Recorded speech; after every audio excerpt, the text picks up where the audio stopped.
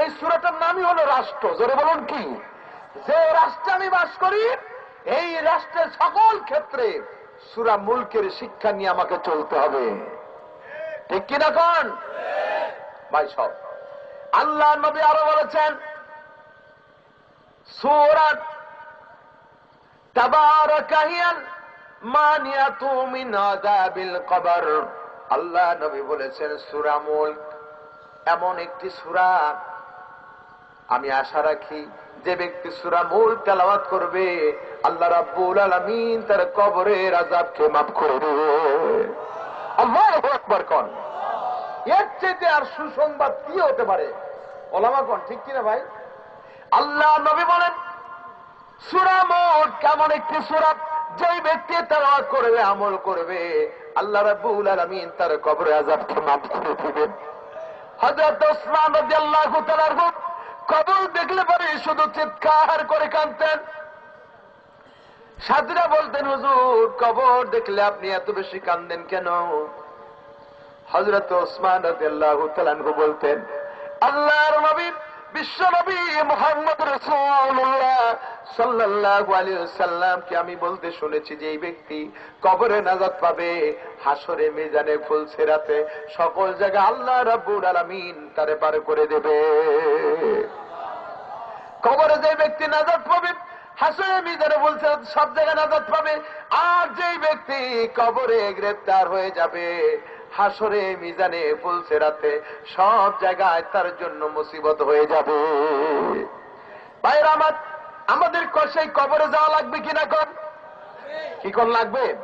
আমাদের মৃত্যু হবে, আমাদেরকে মাটি দেখ আর না দেখ, প্লেন থেকে পড়ে যান, জাহাজে পানিতে ডুবে যান, যেখানেই মরে পড়ে থাকবো সেখানেই কবর হয়ে যাবে। ঠিক কিনা কোন?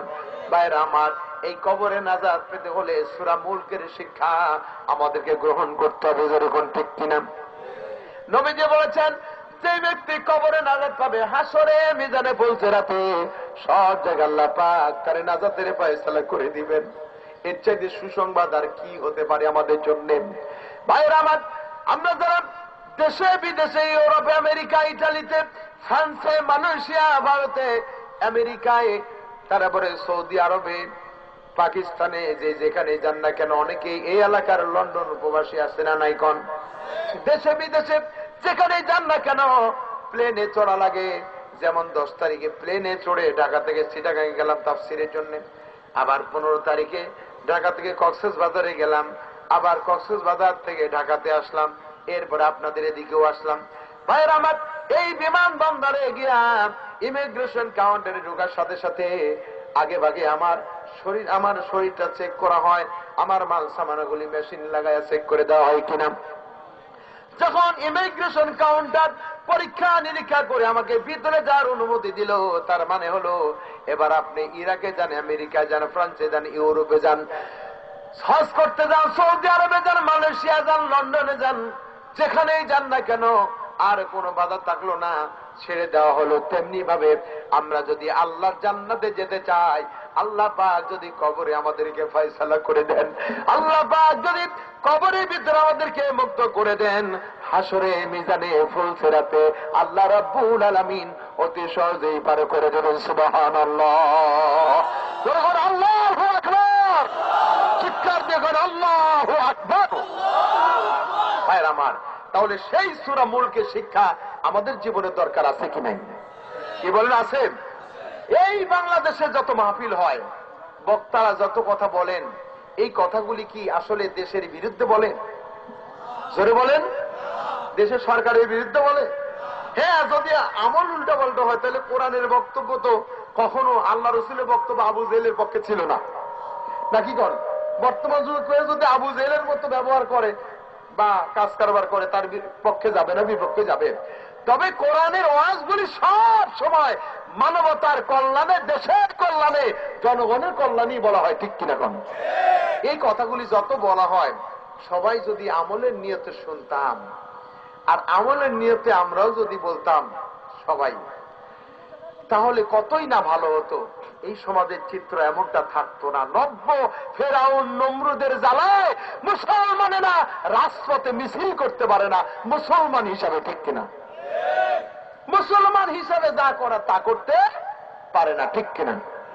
অথচ মুসলমান হলো সেরা জাতি, স্বাধীন জাতি, জোরে করছে সুবহানাল্লাহ। অথচ আমরা আজকে জিম্মি হয়ে আছি গোটা বিশ্বের মধ্যে, কি বলেন ঠিক না ঠিক? গোটা বিশ্বে আজকে মুসলমানরা মার খায়, তার কারণ আমরা কোরআন এবং হাদিসের আদর্শ থেকে, কোরআনের শিক্ষা এবং রসুলের আদর্শ থেকে অনেক অনেক অনেক দূরে অবস্থান করছি, যার ফলে আজকে আমাদের জন্য বিপদ এবং মুসিবত, ঠিক কিনা? বিপদ এবং মুসিবত কেন আসে? আল্লাহ রাব্বুল আলামিন বলেন, ওমা আসাবাকুম মুসিবাতিন ফাবিমা কাসাবাত আইদিকুম, তোমাদের উপরে যত বিপদ আর বিপদ হয় তা তোমাদের দুই হাতে কামাই করা, যা তোমরা কামাই করো তাই তোমাদের কাছে ফিরে আসে, ঠিক কিনা? আসুন আল্লাহ পাক কি বলছেন এখানে। আল্লাহ তাআলা শুরু করলেন এভাবে, তাবারাকাল্লাযী বিয়াদিহিল মুলকু ওয়া হুয়া আলা কুল্লি শাইইন কাদির।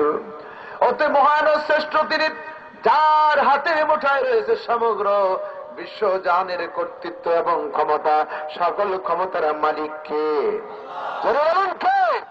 ওই আল্লাহ রাব্বুল আলামিন বলেছেন, রফিউদ দারাজাতি যুল আরশ ইউলকির রূহা মিন আমরিহি লিয়ুনযিরা ইয়াওমাত তালাক।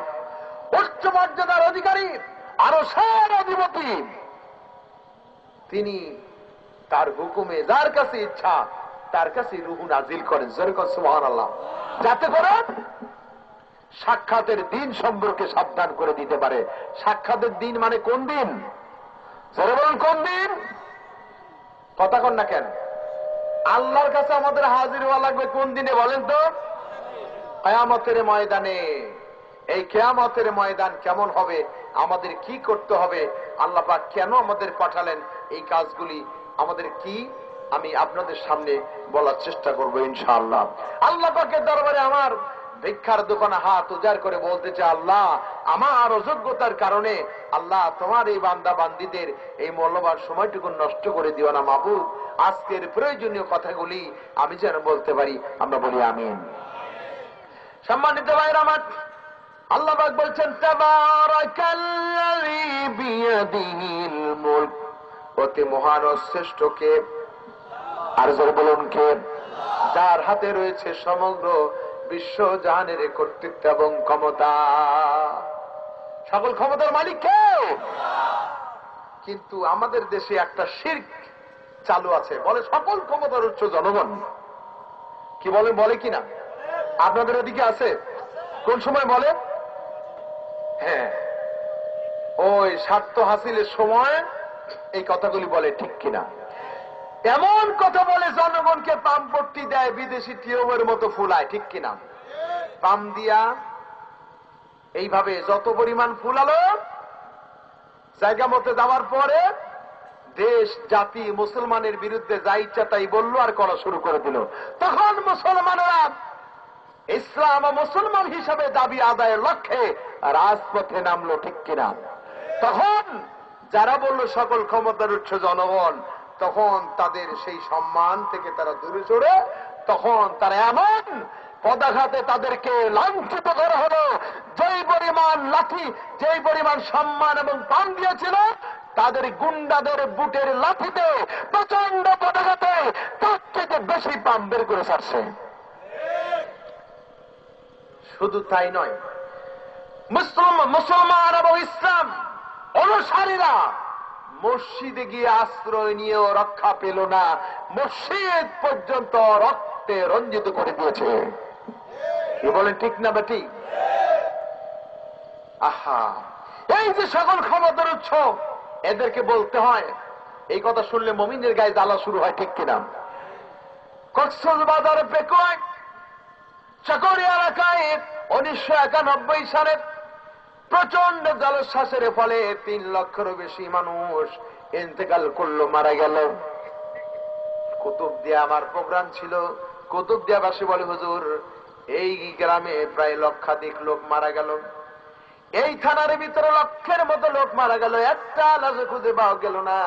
শুধুমাত্র একটা লাশ পেয়েছে, এই বাড়িওয়ালার একটা লাশই পাওয়া গেছে। যত মানুষ মারা গেল সব পানির সাথে তলায় গেছে। ভাইরা আমার, এই যে পানি 30 ফুট 40 ফুট উঁচু হয়ে এলো, সকল ক্ষমতার উৎসরা বলে না তো আমার আছে সেনাবাহিনী, আমার আছে র্যাব, আমার আছে বিডিআর, আমার আছে পুলিশ বাহিনী, খবরদার পানি আসবি না, আসলে কিন্তু গুলি করবে। কি বলেন, কথা শুনবে? পানি শুনবে? প্রচন্ড জলোচ্ছ্বাসে আমাদের ক্ষতিগ্রস্ত হয়ে গেল, জান গেল, মান গেল, সম্পদ চলে গেল। যখন সব গেল তখন আমাদের শিল্পীরা আমাদেরকে সান্ত্বনা দিল একটা গান গেয়ে, বলবো নাকি? নদীর নদীর তুই একটু দয়া কর, ভাঙিস নায়ার বাপের বিটা বসত বাড়ি ঘর। নদীর নদীর তুই একটু দয়া কর, ভাঙিস নায়ার বাপের ভিটা বসত বাড়ি ঘর। কিছু একটা তো কবেন, নাউজুবিল্লাহ কইছেন তো? আলহামদুলিল্লাহ। যাক, দোয়া কোন জায়গায় কাজে লাগানো লাগবে আপনারা জানেন বলে আপনাদেরকে ধন্যবাদ। নদীর বাপের ক্ষমতা আছে আমাদের বাড়ি রক্ষা করার? আমাদের বাড়ি রক্ষা করতে পারেন কে? দুই হাত উঁচু করে আকাশের দিকে আঙ্গুল দিয়ে বলেন, আমাদের বাড়ি রক্ষা করার মালিক কে? আমাদের রক্ষা করার মালিক কে?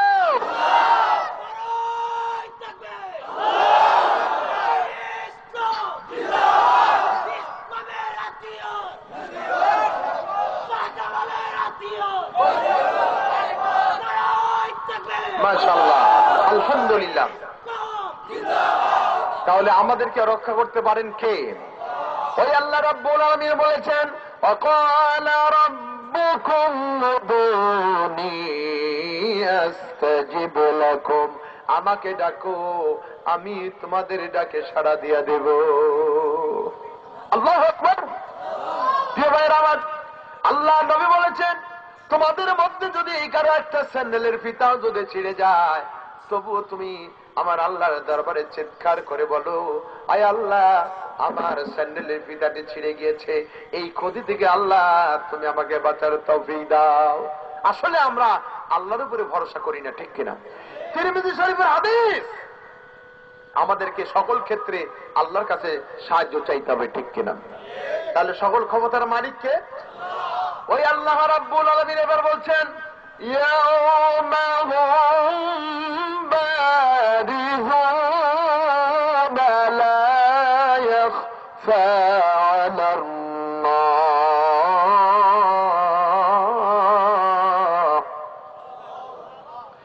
ইয়াউমা হুম বারিজুনা লা ইয়াখফা আলাল্লাহি মিনহুম শাই লিমানিল মুলকুল ইয়াউম লিল্লাহিল ওয়াহিদিল কাহ্হার। ওই আল্লাহ রাব্বুল আলামিন বলেন, সেটি এমন দিন যেদিন সমস্ত মানুষের সবকিছু প্রকাশ হয়ে যাবে, সবকিছু বের হয়ে যাবে, কোনো কিছু আল্লাহর কাছে গোপন থাকবে না। আল্লাহ রাব্বুল আলামিন ঘোষণা দিয়ে বলবেন, লিমানিল মুলকুল ইয়াউম, আজকে রাজত্ব কার, আজকে ক্ষমতা কার? সমস্ত সৃষ্টি বলে উঠবে লিল্লাহিল ওয়াহিদিল কাহ্হার, সমস্ত আজকে ক্ষমতার মালিক আল্লাহর যিনি কাহ্হার। আল্লাহু আকবার।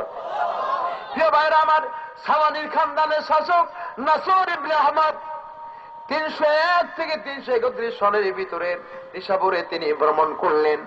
সেখানে ভ্রমণ করে একটা দরবার ডাকা হলো, আর ঘোষণা করা হলো যে একটা দরবার ডাকা হয়েছে।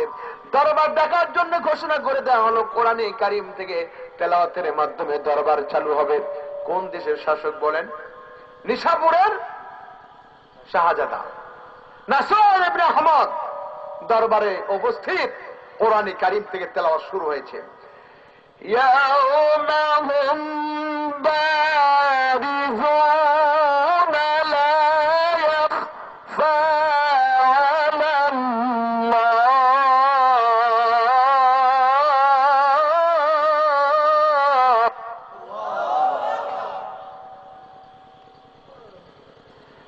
يوم هم بارزون لا يخفى على الله منهم شيء لمن الملك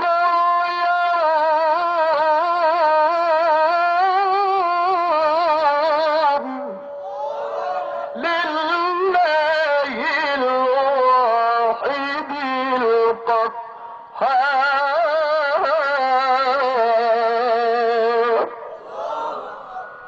এই তেলাওয়াত যখন শুনলেন নাসর ইবনে আহমদ সিংহাসন থেকে দাঁড়িয়ে গেলেন। নাসর ইবনে আহমদ এই তেলাওয়াত শোনা মাত্র সিংহাসন থেকে দাঁড়িয়ে গেলেন। সিংহাসন থেকে দাঁড়িয়ে মাথার তাজ খুলে ছুঁড়ে ফেলে দিয়ে বলেন আল্লাহু আকবার, আল্লাহু আকবার বলে চিৎকার দিয়ে বললেন, আল্লাহ এই দেশের মালিক, ক্ষমতার মালিক আমি নই, আল্লাহ সকল ক্ষমতার মালিক কেবলমাত্র তুমি আল্লাহ। আল্লাহ পাক যাকে হেদায়েত দেন ছোট্ট একটি আয়াতের মাধ্যমে হেদায়েত হতে পারে, ঠিক কিনা? ওই সকল ক্ষমতার মালিক আল্লাহ রাব্বুল আলামিন এবার জাতিকে উদ্দেশ্য করে, দুনিয়ার মানুষদেরকে উদ্দেশ্য করে শুরু করতেছেন এভাবে, আল্লাযী খালাকাল মাউতা ওয়াল হায়াতা লিয়াবলুয়াকুম আইয়ুকুম আহসানু আমালা। আল্লাহু আকবার করুন। প্রথম আয়াতের ভিতরে আরো তাফসীর ছিল, ব্যাখ্যা ছিল, আমি ছেড়ে দিয়ে আজকে মূল আমার টার্গেট হলো দ্বিতীয় আয়াতের উপরে কথা বলা। এতটুকুন আল্লাহর পরিচয় না দিলে চলে না, যিনি সকল ক্ষমতার মালিক তিনি কেবল পরীক্ষা করতে পারেন, ঠিক কিনা? ওই আল্লাহ পাক বলছেন তোমাদের ভিতরে আমলের দিক দিয়ে কে বেশি উত্তম, কে বেশি ভালো, এটাকে জানার জন্য আমি মৃত্যু এবং জীবন সৃষ্টি করে দিয়েছি। জোরে কোন সুবহানাল্লাহ। আল্লাহ রাব্বুল আলামিন পৃথিবীতে মানুষের জীবন এবং মৃত্যুর ধারাবাহিকতা চালু করে দিয়েছেন তাকে পরীক্ষা করার জন্য, কোন মানুষটির কাজ বেশি ভালো এটা জানার জন্য আল্লাহ পাক আমাদেরকে সৃষ্টি করেছেন। কোরআনুল কারীমের এই সংক্ষিপ্ত বাক্যটির মধ্যে বেশ কিছু সত্যের প্রতি ইঙ্গিত দেওয়া হয়েছে, কিনা? আল্লাহ পাক শুরু করলেন, আল্লাযী খালাকাল মাউতা ওয়াল হায়াতা লিয়াবলুয়াকুম আইয়ুকুম আহসানু আমালা। আল্লাহু আকবার। এই বাক্যের মধ্যে বেশ কিছু সত্যের প্রতি ইঙ্গিত দেওয়া হয়েছে। এক নাম্বার, মৃত্যু এবং জীবনের মালিক একমাত্র আল্লাহ। যারা বলেন কে?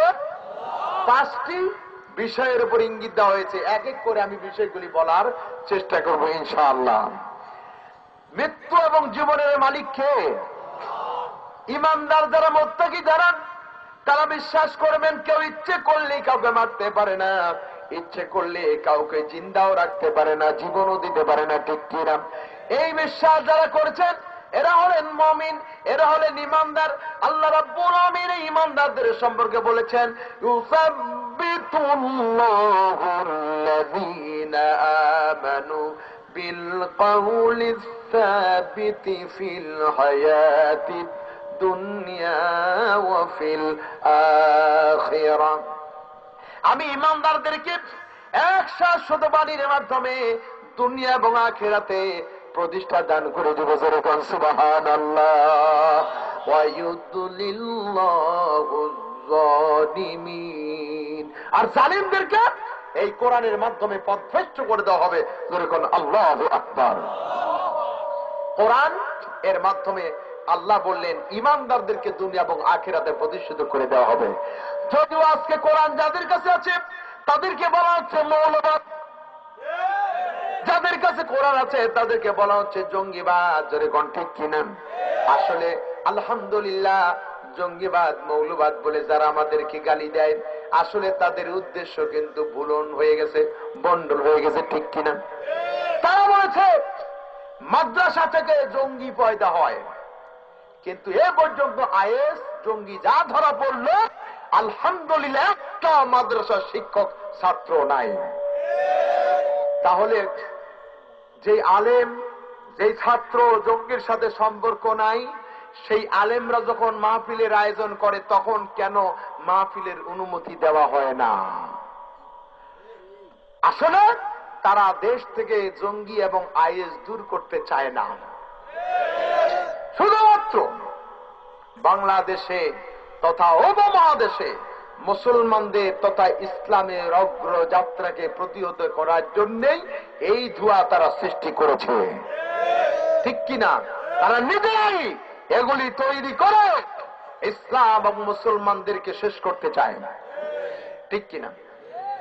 আমি বলি, আপনারা আইএস জঙ্গি ইত্যাদি দূর করতে চান, যেই মাহফিলে বলে না চুরি করো, ডাকাতি করো, খুন করো, মারামারি করো, দেশের বিরুদ্ধে কথা বলো, এত কিছু যখন বলা হলো না, সেখানে মাহফিলের অনুমতি লাগে, পূজা পার্বণে হাবি জাবিতে অনুমতি লাগে না, ঠিক কিনা কন? এই সকলকে যে অনুমতি লাগে না, 1 তারিখে মাহফিল আমার চুয়াডাঙ্গায় হবে না, 26 তারিখে মাহফিল হবে না, 24 তারিখে হবে না, 25 তারিখে হবে না, লাস্ট পর্যন্ত 24 তারিখেরটা খালি অনুমতি পাওয়া গেছে। ভাইরা আমার, কোরআনের মাহফিলে অনুমতি লাগে। দেশে 90% বেশি মুসলমান বাস করে, এই দেশের অবস্থা যদি এমন হয়, এই মুসলমানদের কি করা উচিত? আত্মহত্যা ছাড়া উপায় নাই, ঠিক কিনা? লজ্জা যদি থাকে, এই জাতি মুসলমান বলে দাবি করে নিজেকে, কিন্তু মুসলমান আবার কোরআনে মাহফিল করবে, ওই জায়গায় অনুমতি দেয় না। মাদারের গান শুরু করলো অথবা বর্তমান সময়ের টপ নায়িকা গায়িকা এলো, সেই জায়গায় অনুমতি লাগে না, বরং শয়তানের বাচ্চারা সেখানে অনুমতিও টাকা পয়সা দিয়ে সহযোগিতা করে, আবার নিজেকে খুব মুসলমান বলে দাবি করে। এগুলোকে জুম্মার দিনে আবার মসজিদে দেখা যায়,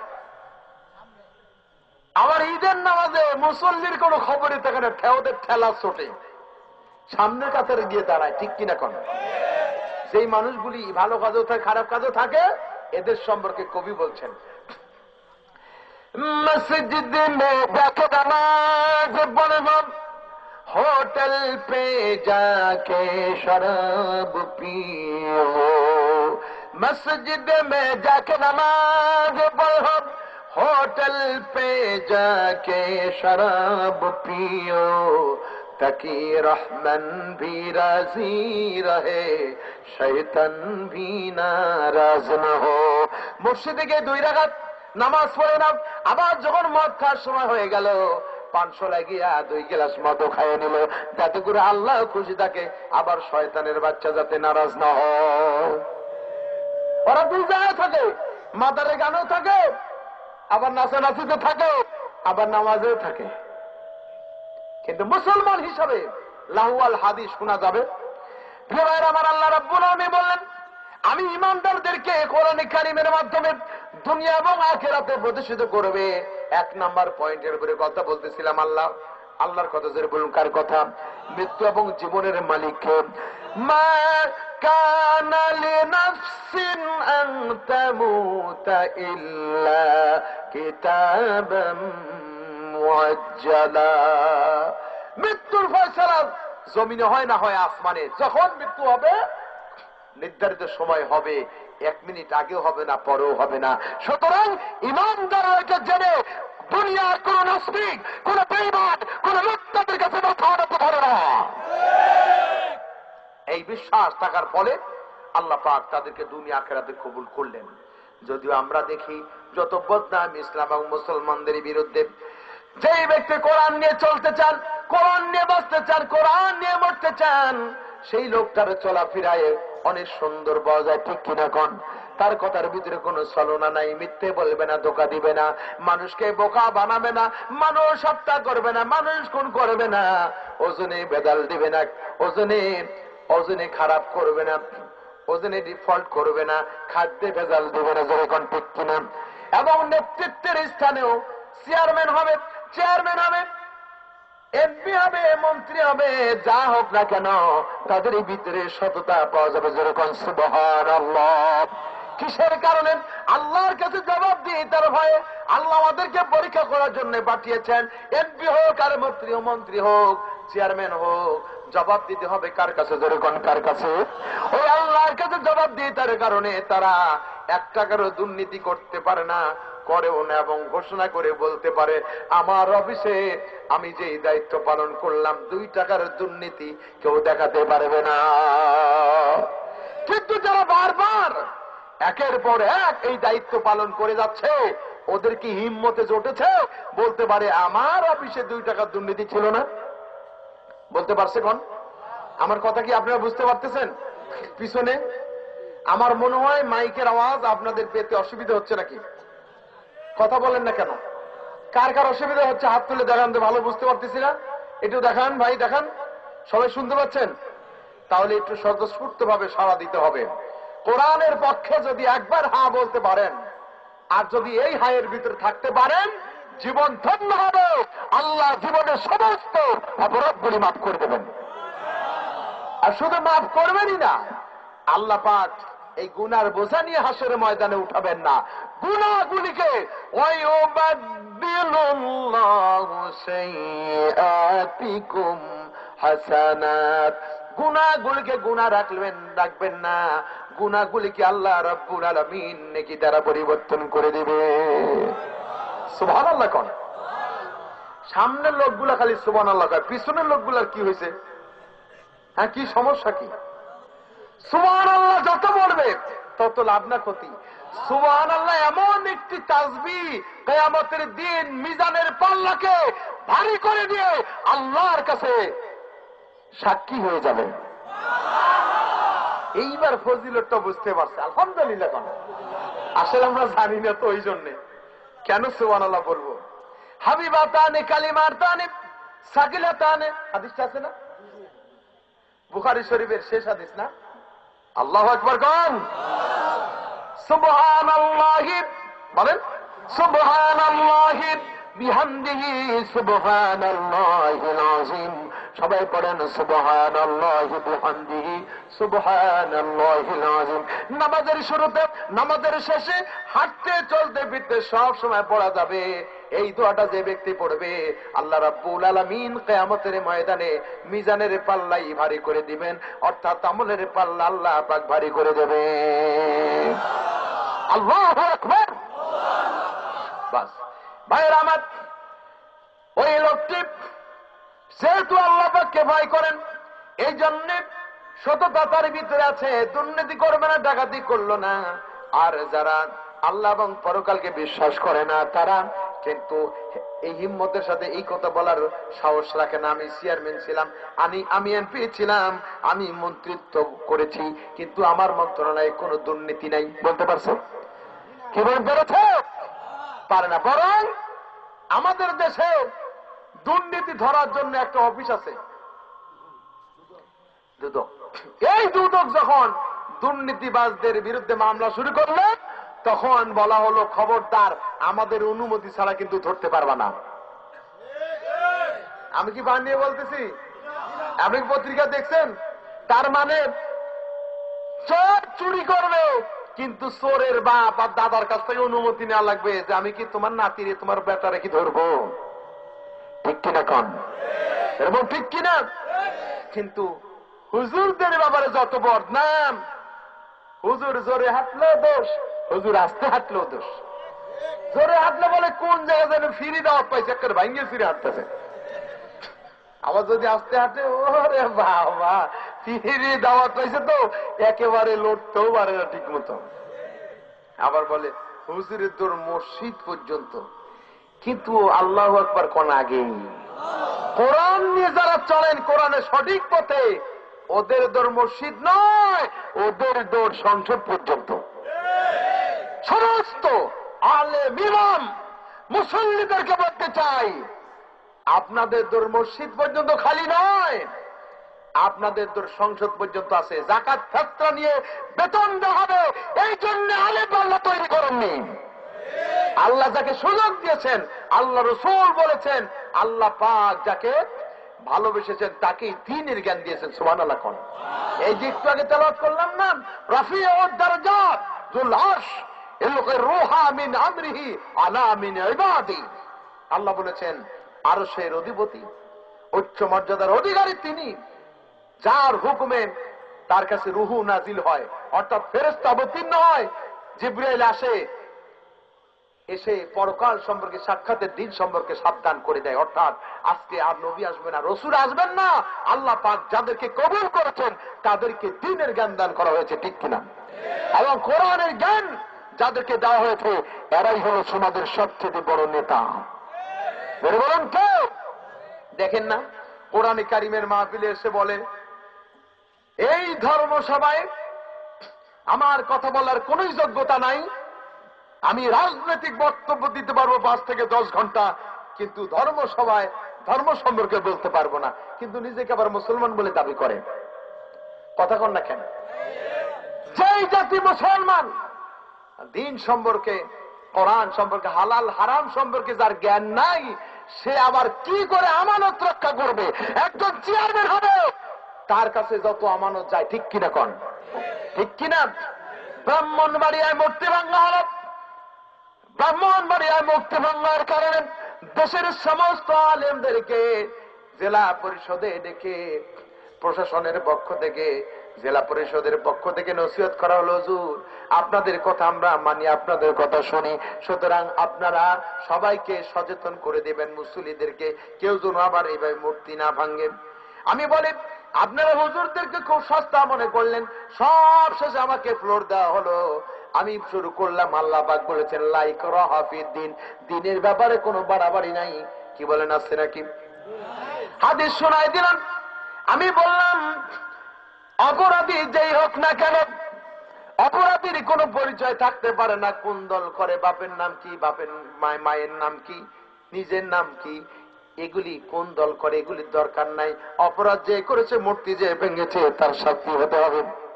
হযরত ওমর রাদিয়াল্লাহু তাআলার সন্তান আবু শামা বিষ পান করার অপরাধে গ্রেফতার হয়ে গেল, কারো চাকরি গেল না।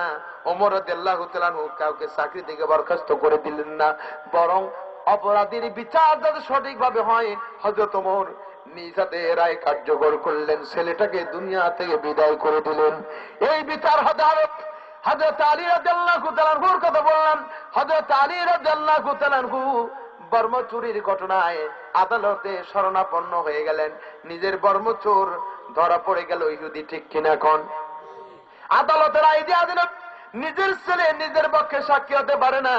হযরত আলী রাদিয়াল্লাহু তাআলা রোগ চোখ রাঙ্গালেন না, তিনি তো দেশের খলিফা ছিলেন, ইচ্ছে করলেই তো তার কাছ থেকে বর্মটা নিয়ে নিতে পারতেন, ঠিক কিনা গণ? যখন আদালতের রায় দিয়ে দিলেন আলী রাদিয়াল্লাহু তাআলার বিরুদ্ধে, আলী রাদিয়াল্লাহু তাআলা একবারে চোখ রাঙ্গালেন না বিচারককে, এবার মাথাটা নিচু করে চলে গেলেন সোজাসুজি। যাওয়ার সময় এবার ইহুদি লক্ষ্য করে দেখলো, হারে এর নাম নাকি ইসলাম, ইচ্ছে করলেই তো আমাকে একটা থাপ্পড় দিয়ে তার প্রভাবেই আমার কাছ থেকে এই বর্মটা নিয়ে নিতে পারতো। আসলে আমরা যেই দিন মেনে চলি, যেই ধর্ম মানি, এটা আসলে ধর্ম নয়। মুসলমানদের যেই দিন, ইন্নাদ-দীনা ইনদাল্লাহিল ইসলাম, ইসলাম একটি পরিপূর্ণ জীবন ব্যবস্থার নাম।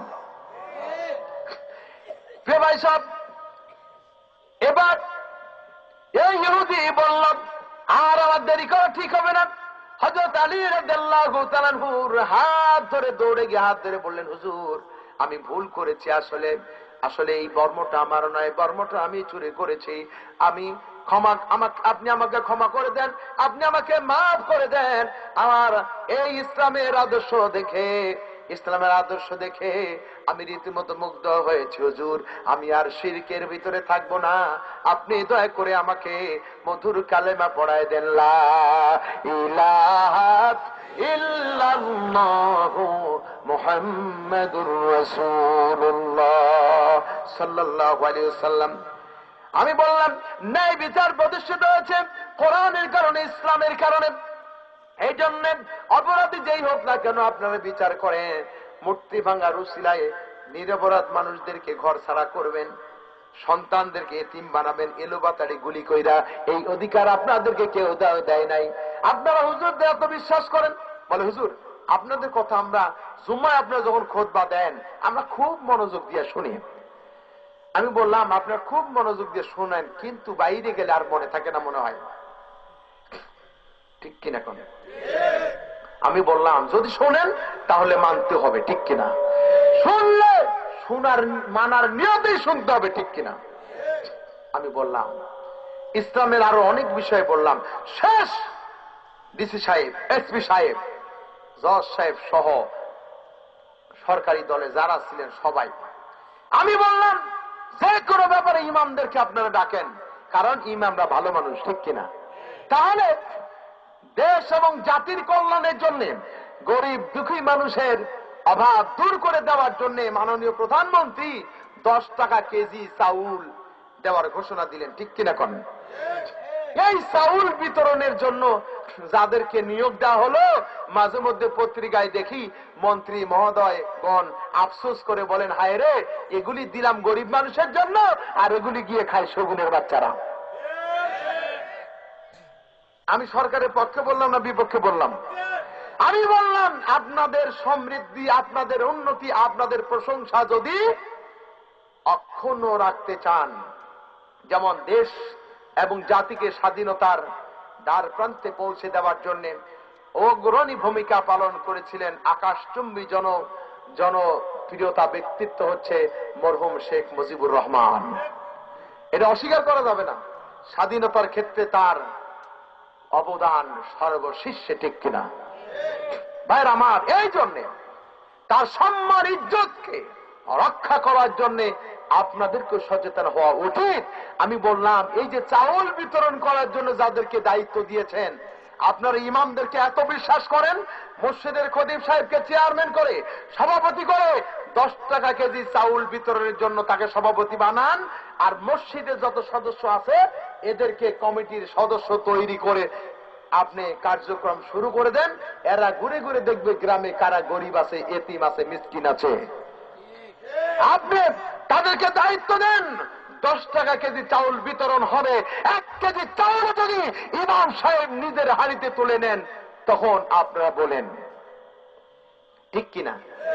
আপনি এই কাজগুলি করেন, সকল ক্ষেত্রে ইমামদের ডাকেন, ইমামদেরকে সমাজের কি বলে সমাজ সেবায় তাদেরকে নিয়োগ করে দেন, সমাজে খেদমত করার সুযোগ তাদের হাতে দিয়া দেন। যারা চুরি করেন না, ডাকাতি করে না, লক্ষ লক্ষ টাকাও ইনকাম করে না, 3,500 থেকে 4,000 5,000 টাকা হয়ে টাকা দিয়ে 5 জন 6 জন 7 জন 10 জন সন্তানের জনক সংসার কিন্তু ঠিকই চলে, কারণ হালালে বরকত হয়, হারামে বরকত হয় না। ওরা হালালে চলতে পারে, আপনি তাদেরকে সভাপতি করে সমাজে কাজ করান। আমি কি ভুল বললাম না ঠিক বললাম? ওদের চোখ এত বড় হয়েছে, হুজুরি কয় কি রে? আমি বললাম ঠিকই কইছি। শেষে আমার একটা হুজুর, আপনি কোন মসজিদের খতিব? আমি কেন, এই তো জাসকোটেরই খতিব। যারা চিনে তারা তো চিনে, যারা চিনে না, হ্যাঁ, দালালি করি না তো, ওই জন্য ইমাম সম্মানে ডাকাডাকি করে না আমাকে এত, কারণ কোন দালালি করি না। দালালি করলে আল্লাহরই করা লাগবে, ঠিক কিনা? গোলামি করলে আল্লাহরই করতে হবে, ঠিক কিনা? ভাইরা আমার, আল্লাহ রাব্বুল আলামিন বলেন, ইউসাব্বিতুল্লাহুল্লাযীনা আমানু বিল কওলিস সাবিতি ফিল হায়াতিদ দুনিয়া ওয়া ফিল আখিরাহ। সুবহানাল্লাহ কোন? আল্লাহ বলেন ইমানদারদেরকে দুনিয়া এবং আখিরাতে আমি প্রতিষ্ঠা দান করব। সুবহানাল্লাহ কোন? ওই ইমানদারদেরকে আল্লাহ যাদেরকে প্রতিষ্ঠা করলেন, তারা সমাজের নেতা হলেন, দেশের খেদমতে তারা লেগে গেলেন, ঠিক কিনা? এখন হুজুরদের নেতৃত্বে দেওয়া দেখে ওদের চোখ এরকম মোটা হয়ে গেছে, ঠিক কিনা কোন? এই জন্য আলেম ওলামা ইসলাম মুসলমানদের বিরুদ্ধে যত বদনাম, ঠিক কিনা? ধর্মের ব্যাপারে বাড়াবাড়ি নাই, ধর্মের নামে অমক করতে নাই। আসলে আল্লাহ রসুল প্রেসিডেন্ট হয়েছেন, সাহাবায়ে আজমাইন প্রেসিডেন্ট ছিলেন, খেলাফতের দায়িত্ব পালন করেছেন, কোরআন এবং হাদিসের আদর্শকে সমাজে রাষ্ট্রে প্রতিষ্ঠিত করেছিলেন। যে সকল মুসলমানেরা আজকে কোরআন ও হাদিসের আদর্শকে রাষ্ট্রে প্রতিষ্ঠিত হওয়ার ব্যাপারে ভূমিকা নেবে না, সমর্থন করবে না, ওরা যত নামাজ পড়ে রোজা রাখুক, এরা মুসলমান থাকতে পারে না।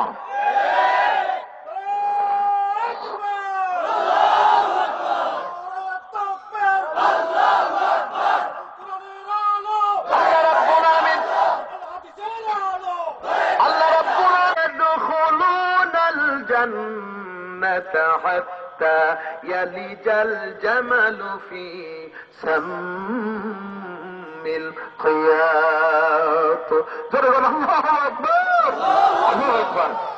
ঠিক আছে ওলামা কোন ঠিক আছে আমি কি আমার কথা বলতেছি খুব ভালো করে এবার একটা ফতোয়া নেন একেবারে সারাদিন সারা রাত ওয়াজ শুনে লাভ নাই এই ফতোয়াটা যদি কাজে লাগান এই ফতোয়া কে দিলেন আল্লাহ করে বলেন কে দিলেন আল্লাহ বলেন কে দিলেন ওই দিন ঘুমাইতে ঘুমাইতে আল্লাহ আল্লাহ চোখ খোলে না রাত বেশি শুধু ঘুমতে ধরবেই আপনাদের কষ্ট হইল আল্লাহর ফতোয়া হলো ইন্নাল্লাযীনা কাযযাবু নিশ্চয় তারা আমার আয়াতকে মিথ্যা প্রতিপন্ন করবে আমার আইন ও কানুনকে তারা মিথ্যে প্রতিপন্ন করবে তাদের জন্য আসমানের দরজা বন্ধ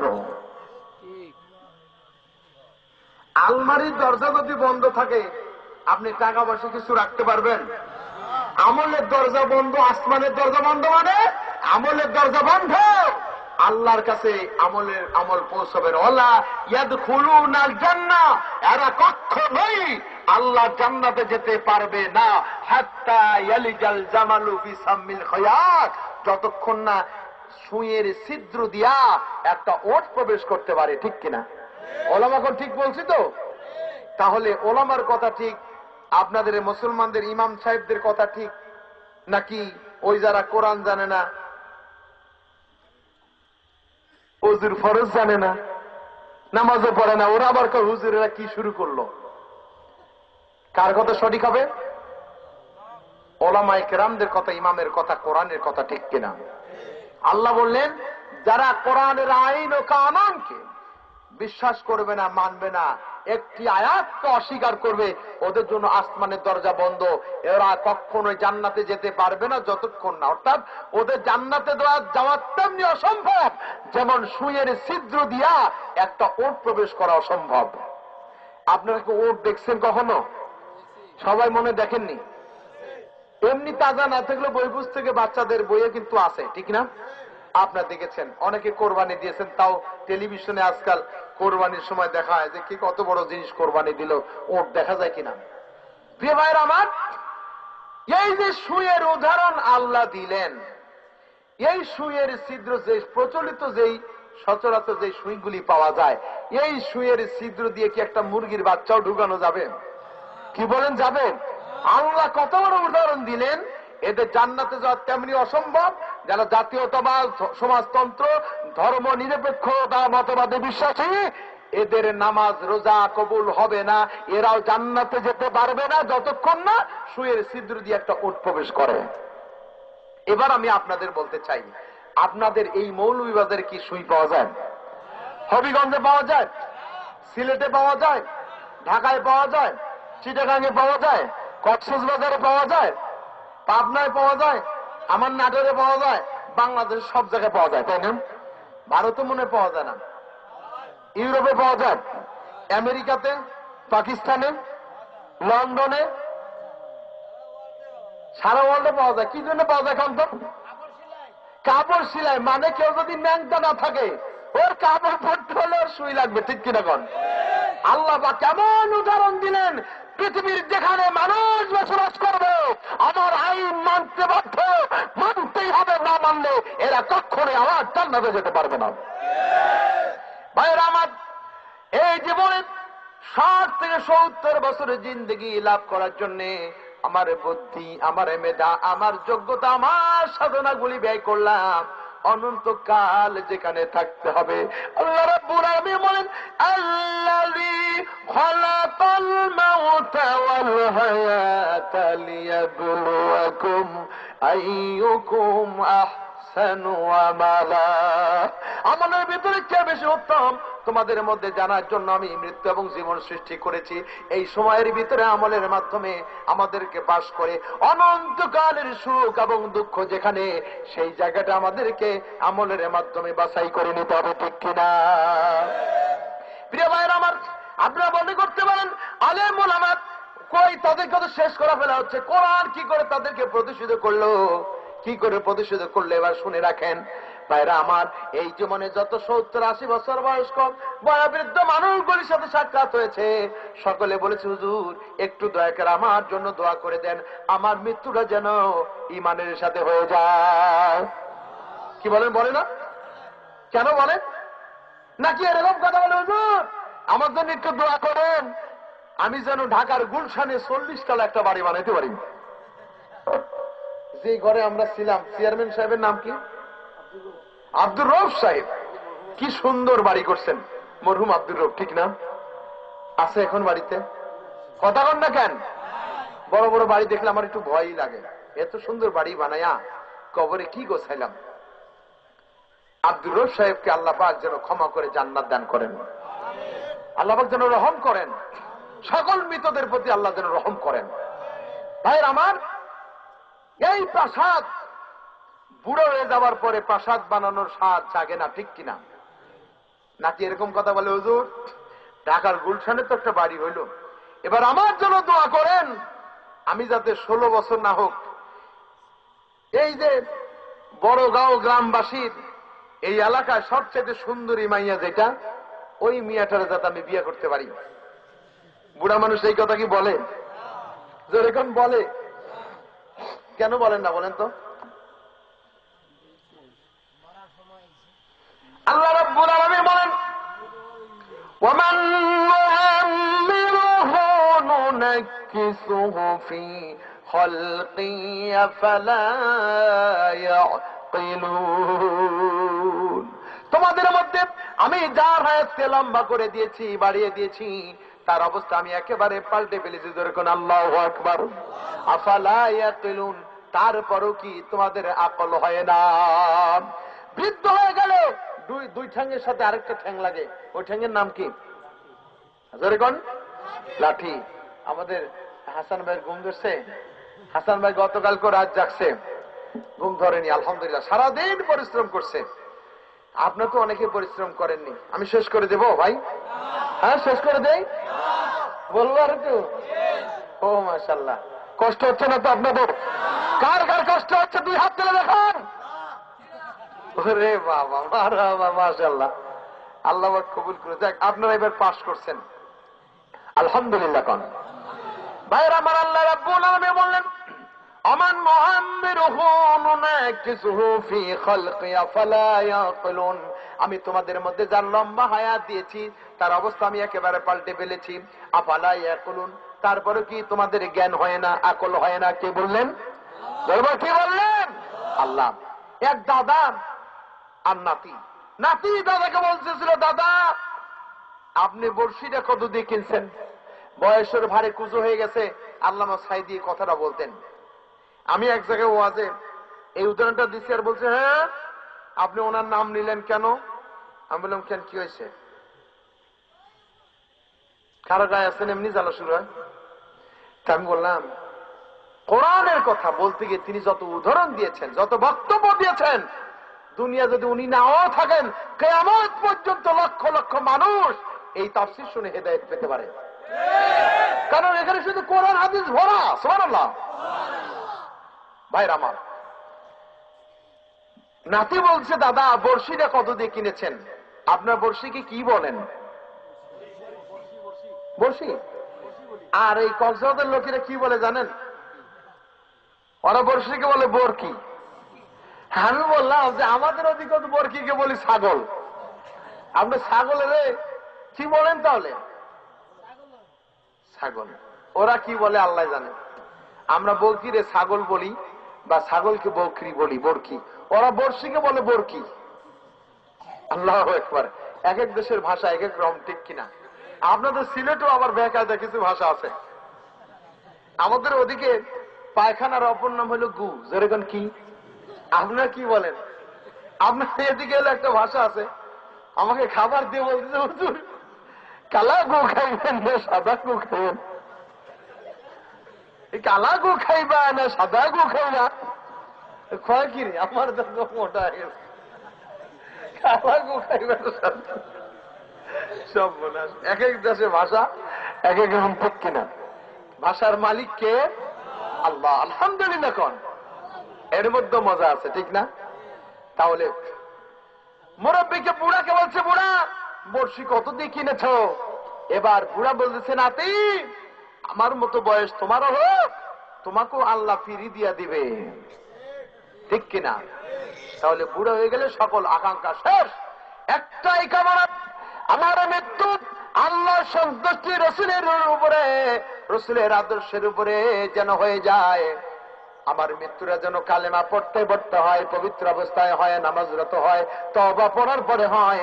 এই কামনা আমাদের আছে না নাই? কোন কার কার আছে একটু হাত তুলে দেখান। আলহামদুলিল্লাহ, হাত নামান। কিন্তু আল্লাহ পাক তো আমাদেরকে সেই খবর দেয় না। আল্লাহ পাক কাদেরকে খবর দেন? যাদেরকে আল্লাহ রাব্বুল আলামিন কোরআনের উপরে কবুল করে নেন। যেরকম সুবহানাল্লাহ। আল্লাহ পাক কোরআনের আন্দোলন করার কারণে, কোরআনের সমাজ প্রতিষ্ঠার সংগ্রামে নিযুক্ত থাকার কারণে ইসলামের বিরুদ্ধে শক্তিগুলি, জালিম গোষ্ঠীগুলি, মুনাফিক, বেঈমান, মুশরিক এবং ইহুদির বাচ্চারা চক্রান্ত করে যুগ যুগ ধরে মুসলমানদের হত্যা করেছে, ঠিক কিনা? যাদেরকে ইসলাম এবং মুসলমান যারা কোরআন নিয়ে চলতে চায়, কোরআন নিয়ে বাঁচতে চায়, তাদের বিরুদ্ধে পরোয়ানা জারি হয়ে গেল, খবর চলে গেল। ওযু করে নাও, গোসল করে নাও, পবিত্র হয়ে নাও, নামাজ পড়ে নাও, তওবা করে নাও, কিছুক্ষণ পরে তোমার মৃত্যু হবে। সুবহানাল্লাহ। দুনিয়ার কোন মুশরিকের কাছে মাথা নত করলো না। কারণটা কি? জোরগণ কারণ কি? আল্লাহ পাক বলেন, আমি কোরআনের মাধ্যমে তাদেরকে প্রতিষ্ঠিত করি। ইন্নাল্লাযীনা ক্বালু রাব্বুনাল্লাহু সুম্মা ইসতাকামু তাতানাজ্জালু আলাইহিমুল মালায়েকা আল্লা তাখাফু ওয়া লা তাহজানু وأبشروا بالجنة التي كنتم توعدون। নিশ্চয় যারা বলবেন আমার রব হচ্ছে আল্লাহ রাব্বুল আলামিন এবং এই কথার উপর ইস্তেকামত থাকবে, বলবৎ থাকবে, তাদের উপরে আল্লাহর রহমত অর্থাৎ ফেরেশতা অবতীর্ণ হবে এবং বলবে, লা তাখাফ, ভয় পেও না, ওয়ালা তাহজান, চিন্তিত হয়ো না, ওয়াবশিরু বিল জান্নাহ, আল্লাহর জান্নাতের সুসংবাদ পেয়ে সন্তুষ্ট হয়ে যাও। বলুন আল্লাহু আকবার। কারণ তারা জালিমের কাছে মাথা নত করলো না। তাদের মৃত্যু মৃত্যু নয়, তাদের জন্য জান্নাতের সুসংবাদ। কার কথা? আল্লাহর কথা। এবার মনে করলেন কই দুনিয়া শেষ করে দিল, প্রতিষ্ঠিত আল্লাহ দুনিয়া করবেন, আখিরাতে করবেন। এতক্ষণ তো বললামই 70, 80, 90 বছর মানুষের আর নতুন কোনো কামনা থাকে না। একটাই কামনা থাকে, আল্লাহর দিদার লাভ করা, আল্লাহর তাওহীদের উপরে মৃত্যু। জোরে কোন ঠিক কিনা? এবার পরকালে আল্লাহ রাব্বুল আলামিন তাদেরকে কোরআনের উপরে কি করে প্রতিষ্ঠা করলেন? জোরে কোন সুবহানাল্লাহ। নবীজি বললেন, কিয়ামতের ময়দানে আল্লাহ রাব্বুল আলামিন এইভাবে আসনের উপরে থাকবেন, আসন অলংকৃত করে থাকবেন। কে? জোরে কোন? আল্লাহ পাক থাকবেন। আল্লাহ পাকের পাশে থাকবে বিশ্বনবী মুহাম্মদ রাসূলুল্লাহ সাল্লাল্লাহু আলাইহি ওয়াসাল্লাম। আল্লাহ নবীর বসে চেয়ারগুলি বা সিংহাসনগুলি থাকবে একেবারে ফাঁকা। ওই চেয়ারগুলিকে অলংকৃত করা হবে, চেয়ারগুলিকে পূর্ণ করে দেওয়া হবে। আল্লাহর দ্বীনের জন্য যারা জীবন দিয়ে শহীদ হয়ে গেল, ওই শহীদদের দিয়ে আল্লাহ পাক ওই চেয়ারগুলিকে পূর্ণ করে দেবেন। বিনা হিসাবে আল্লাহ পাক তাদের জান্নাত দিবেন। যেরকম সুবহানাল্লাহ। قيل ادخل الجنة قال يا ليت قومي يعلمون بما غفر لي ربي وجعلني من المكرمين। আল্লাহ বলবেন, যাও জান্নাতে প্রবেশ করো। ইয়া লাইতা কওমি ইয়ালামুন। এবার জান্নাতি ব্যক্তি বলবে, হায় রে, আমার দেশের লোকেরা, আমার কওমের লোকেরা যদি জানতো কিসের কারণে, বিমা গফর আলী, কিসের কারণে আল্লাহ আমাকে মাগফিরাত ক্ষমা করেছেন আর আমাকে সম্মানিত লোকদের অন্তর্ভুক্ত করে দিয়েছে। জোরে কর সুবহানাল্লাহ। সম্মানিত লোক, নবীগণ, রাসূলগণ, শহীদগণ। জোরে কর সুবহানাল্লাহ। আপনারা কি সেই সম্মানিত মৃত্যু চান? আপনারা কি সেই সম্মানিত লোকদের অন্তর্ভুক্ত হতে চান? আল্লাহ পাক তাদের ব্যাপারে বলছেন, وَإِذَا سَمِعُوا مَا أنزل إلى الرسول ترى أعينهم تفيض من الدمع مما عرفوا من الحق يقولون ربنا آمنا فاكتبنا مع الشاهدين।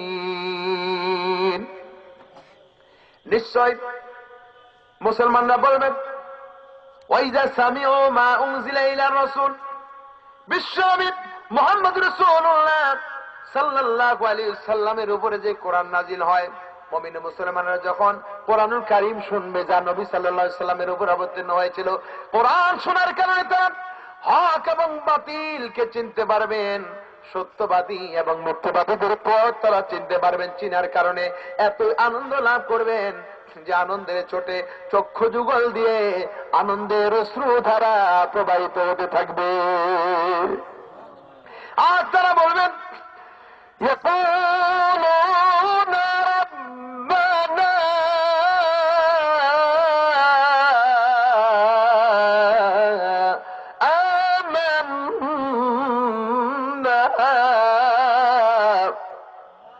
فاكتبنا مع الشاهدين।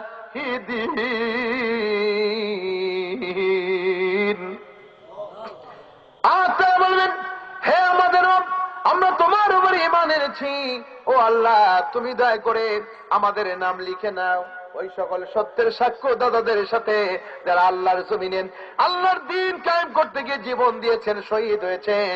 ও আল্লাহ তুমি দয়া করে আমাদের নাম ওই শহীদদের সাথে লিখায় নাও। যদি মুসলমান হয়ে থাকি আল্লাহর কথার সাথে আমরা একমত, কি বলেন ঠিক কিনা? ওলামারা কোন ঠিক কিনা? প্রিয় ভাইয়ের আমার, আমরা কি সেই সম্মানিত লোকদের অন্তর্ভুক্ত হতে চাই? তাহলে আল্লাহর কথা শুনুন। কোরআনের জন্য, ইসলামের জন্য, সুন্নতে নববীকে টিকিয়ে রাখার জন্য, আল্লাহ জমিনে আল্লাহর দ্বীন কায়েম করার জন্য, রোহিঙ্গা মুসলমানদেরকে মুক্ত করার জন্য তথা সারা বিশ্বের সমস্ত মুসলমানদেরকে মুক্ত করার জন্য যদি আপনাদেরকে ময়দান আহ্বান করা হয়, সেই আহ্বানে সারা দিতে গেলে প্রত্যেকের গলা যদি বাজি রচিত হবে, সেই আন্দোলনে সেই সংগ্রামে উপস্থিত থাকতে রাজি থেকে তৌহিদ হতা জিহাদ তুই আমাকে দেখা দাও। আমিন। এত জোরে কথা বললাম, আপনি একটা স্লোগানও দিতে পারলেন না। বুঝতে পারেননি মনে কথা কি মাইকে মিস হয়ে যাচ্ছিল নাকি? হ্যাঁ, প্রবলেম হচ্ছে না? একটু কথাটা বুঝতে পারতেছে না, ঘন কথা বললে একটার সাথে মিশে যাচ্ছে। যাই হোক, এতক্ষণ শেষ বেলায় আর কি করব, বুড়া হয়ে গেলাম।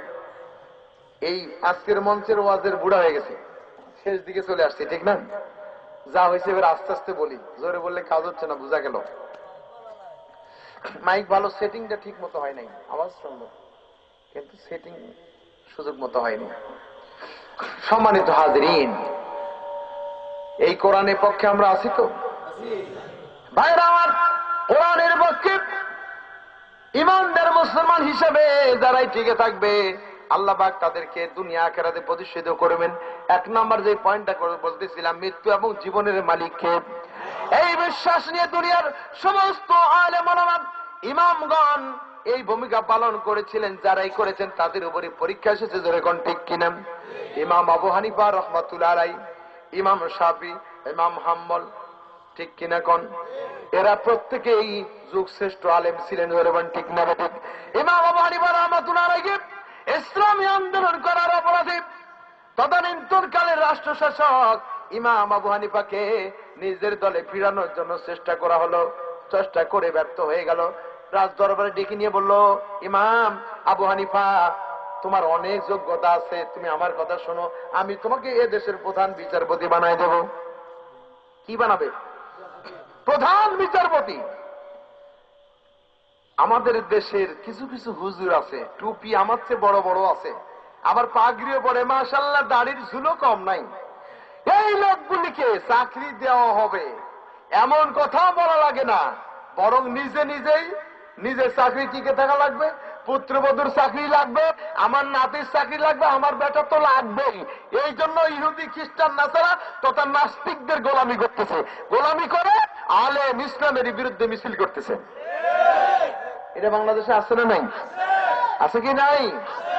দেখেন ইমাম আবু হানিফা, ইমাম কারা বলে, আর ওরাও ইমাম, ওরা আবার মসজিদে ইমামত্ব করে, ঠিক কিনা কেন? ইমাম আবু হানিফা বললেন, এই দেশের প্রধান বিচারপতি হওয়ার যোগ্যতা আমার নাই। শাসক বলতেছে তুমি মিথ্যা কথা বলতেছ। ইমাম আবু হানিফা আসলেই তিনি রাগে কথাটা বলেছিলেন, কারণ ইমাম আবু হানিফা বুঝতে পেরেছেন যে সরকার তাকে নিজের করে নিতে চাচ্ছে, ঠিক কিনা, যাতে করে ইসলামের মুসলমানদের পদ থেকে দূরে সরে যায়। ইমাম আবু হানিফা বললেন, এই পদের যোগ্য আমি নই। রাষ্ট্রপ্রধান বলছে তুমি মিথ্যে বলতেছ। ইমাম আবু হানিফা সিংহ শাবকের মতো জবাব দিলেন, একজন মিথ্যেবাদীকে আপনি কেন প্রধান বিচারপতি বানায় দেবেন? কর্তব্য বিমূঢ় হয়ে গেল রাষ্ট্রপ্রধানের। কিছুক্ষণ চুপ থেকে বলল, এরে গ্রেফতার করো। ইমাম আবু হানিফাকে গ্রেফতার করা হলো। যেরকম নাউজুবিল্লাহ। গ্রেফতার করে অনেক চেষ্টা করে, সাধনা করে ইমাম আবু হানিফাকে নিজের জন্য ফতোয়া দেওয়ার জন্য হাতিয়ার বানাতে পারল না। তখন কৌশল হিসাবে গ্রহণ করলো ভয়ে বিদ্যমান ইমাম আবু হানিফার মাকে জেলখানায় এনে তার মায়ের সামনে ইমামকে বেধড়ক নির্যাতন শুরু করা হয়ে গেল। যেরকম নাউজুবিল্লাহ। কঠিন নির্যাতন, যাতে করে ইমাম আবু হানিফার মা বলে, বাবা এই নির্যাতন আমার সহ্য হয় না, তুমি জালিমদের কথা মেনে নাও। বরং ইমাম আবু হানিফার মা বললেন, বাবা আমি তোমাকে গর্বে ধারণ করে ধন্য হয়েছি, আমি তোমাকে নসিহত করছি, তোমার যদি এই জালিমের হাতে মৃত্যু হয়ে যায় তবু তুমি একবারের জন্য এই সত্যের পথ থেকে দূরে সরবা না।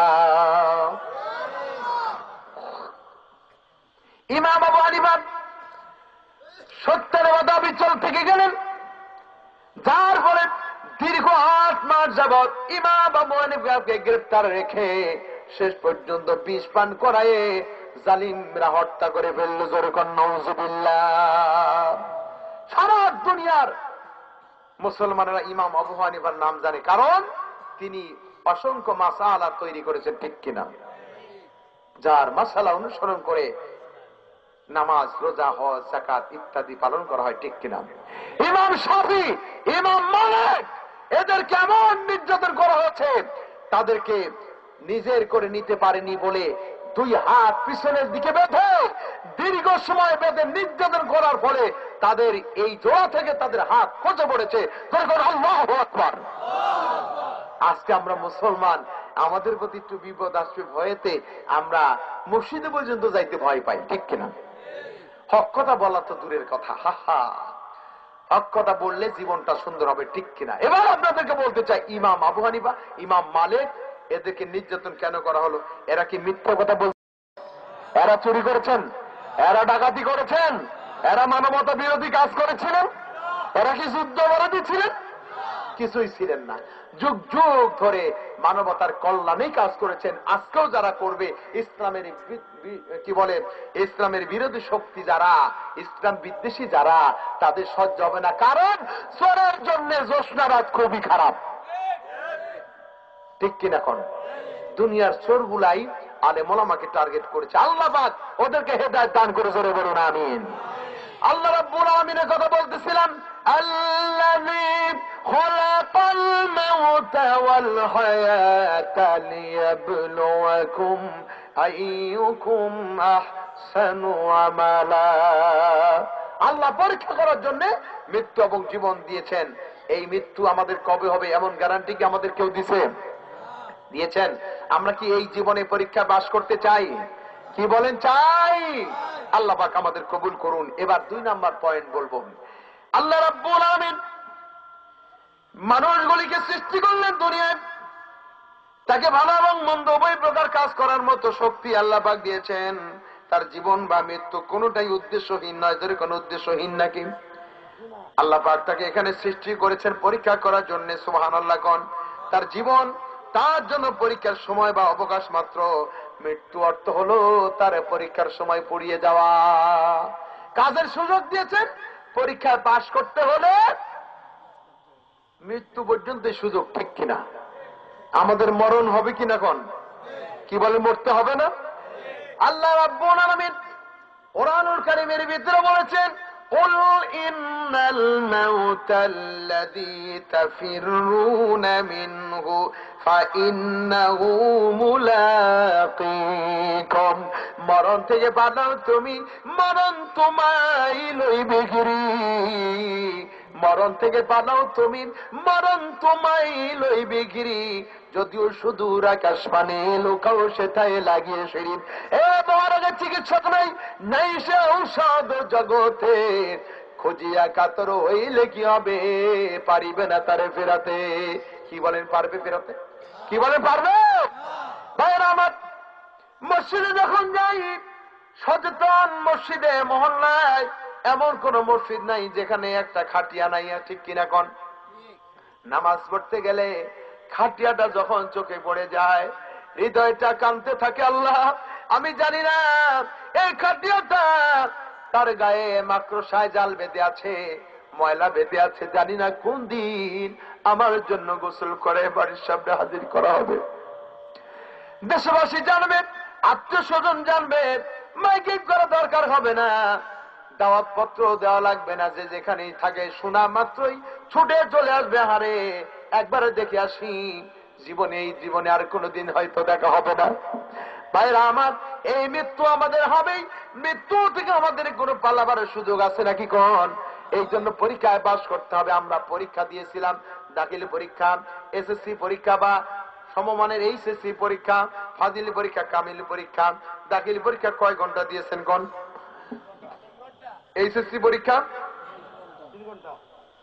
তারপর অনার্স পরীক্ষা 4 ঘন্টা, কামিল পরীক্ষা, মাস্টার্স পরীক্ষাও 4 ঘন্টা, ঠিক কিনা কোন? এই 4 ঘন্টায় 10টি প্রশ্নের উত্তর লিখতে হবে। আমার কথা কি আপনি বুঝতে পারছেন? 10টা প্রশ্নের মধ্যে কেউ যদি 5টি প্রশ্নের উত্তর লেখে, কিন্তু পরীক্ষার সময় শেষ, স্যারকে গিয়ে যদি বলে, স্যার আমি তো ফেল করবো, স্যার আপনি দয়া করে 1 ঘন্টা সময় দেন, স্যার এই আমাকে আরো 2টা প্রশ্নের উত্তর কমসে কম লেখাই লাগবে, কি বলেন, দেবে?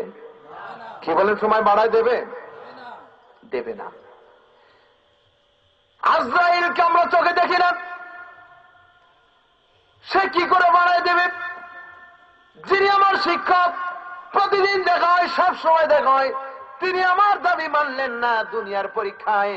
আল্লাহ পাক যখন দুনিয়ার এই জীবন পরীক্ষায় আমাদেরকে শেষ করে দেয়া, পরকালে আমাদেরকে টান টান টান টান টান দিয়ে নিবেন, ওই সময় আজরাইলের কাছে তো কোনো আবদার চলবে না, ঠিক কিনা কোন? আজরাইল যখন আসবে, কারো কাছে কি কোনো কৈফিয়ত চাইবে নাকি? আজরাইল যদি এসে বলে, এই চেয়ারম্যান এখন তোমার মৃত্যু হবে, চেয়ারম্যান বলবে, আই এম ভেরি বিজি, আমি তো এখন খুব ব্যস্ত আছি, তুমি পরে আইসো। কারণ হচ্ছে এই যে বড়গাঁও গ্রামে স্বামী স্ত্রী মারামারি লেগে মাথা ফাটাই দিছে, আমার বিচার করা লাগবে। আজরাইল বলবে, এই চেয়ারম্যান তুমি থামো, তোমার এখন ডিজিটাল মৌত হবে। ডিজিটাল মৌত আসছে না এই সময়ে? হাই রে, ডিজিটাল যুগে ডিজিটাল নাম বললে আর মানায় না। আগে আরে কি এর গাড়ি চলে, এখন তো আবার মৃত্যু এসে গেছে, এমন মৃত্যু হাসপাতালে যাওয়া লাগে না, ছটফট করে না, জ্বর নাই, বাত নাই, কিচ্ছু নাই, স্ট্রোক করছে। ঠিক আছে, স্ট্রোক করছে, পড়াও সারা মরাও সারা, ঠিক কিনা? পড়লো আর মরলো। আল্লাহু আকবার। আমি মনে করি এই মৃত্যুটা একদিকে ভালোই, কারণ স্ত্রীর গুতানি খাওয়া লাগে না, ছেলেবেলের নাকশিটকানি ধমক শোনা লাগে না। ইমানের উপরে এইভাবে যদি মৃত্যু হয়ে যায় তাহলেই বরং ভালো। মরা যেহেতু লাগবেই, অন্তত ইসলামের পক্ষে মৃত্যু সেরা মৃত্যু, ঠিক কিনা কম? প্রিয় ভাই সব, তাহলে মৃত্যু আমাদেরকে ধরবে, ঠিক কিনা? আমি ব্যাখ্যা দেওয়ার খুব একটা সময় পাচ্ছি না। এই যে মৃত্যু আমাদের হবে, আমাদেরকে আল্লাহর সামনে হাজির হতে হবে কিনা? কি বলেন, হবে? কিভাবে হাজির করা হবে? আমাদের তো বিশ্বাস হয় না। কোন লোক যদি মারা যায়, আগে এত বেশি লোক হতো না, এখন কিন্তু বেশি লোক হয় জানা যায়। একটা কারণ আছে না নাই? যিনি সমাজের চেয়ারম্যান হবেন, এমপি হবেন, নির্বাচন করবেন ভবিষ্যতে, অথবা চেয়ারম্যান আছেন ভবিষ্যতে আবারও চেয়ারম্যান ইলেকশন করবেন, এমপি আছেন আগামী ইলেকশন করবেন, যখন শুনতে পাই অমুক এলাকায় একজন মানুষ মারা গেল, তখন ছুটে যায় জানাজার জন্য। জানাজার ময়দানে গিয়াও মৃত ব্যক্তির জন্য দোয়া করার কথা মনে থাকে না। তখন রাজনৈতিক কর্মীদের সাথে শুধু কৌশল বিনিময় হয়। আমি কি বানিয়ে বললাম?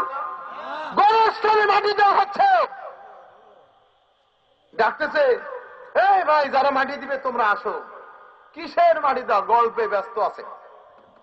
নেতা আসছে আর যাতা কিছু, নেতাকে খুশি করতে পারলে আমার হাসিল সব।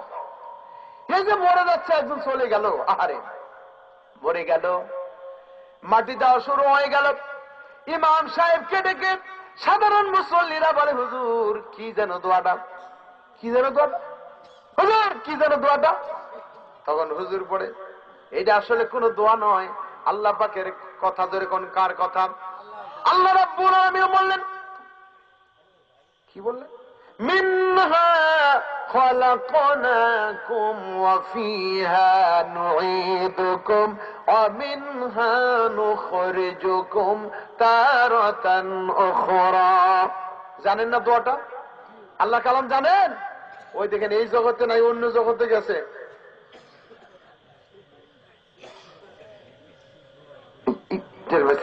হয়তো আমি ঘুমাস নি, দোয়াটা পড়ে না ওর সাথে। মিনহা খলাকনাকুম ওয়া ফিহা নুঈদুকুম ওয়া মিনহা নুখরিজুকুম তারাতান উখরা।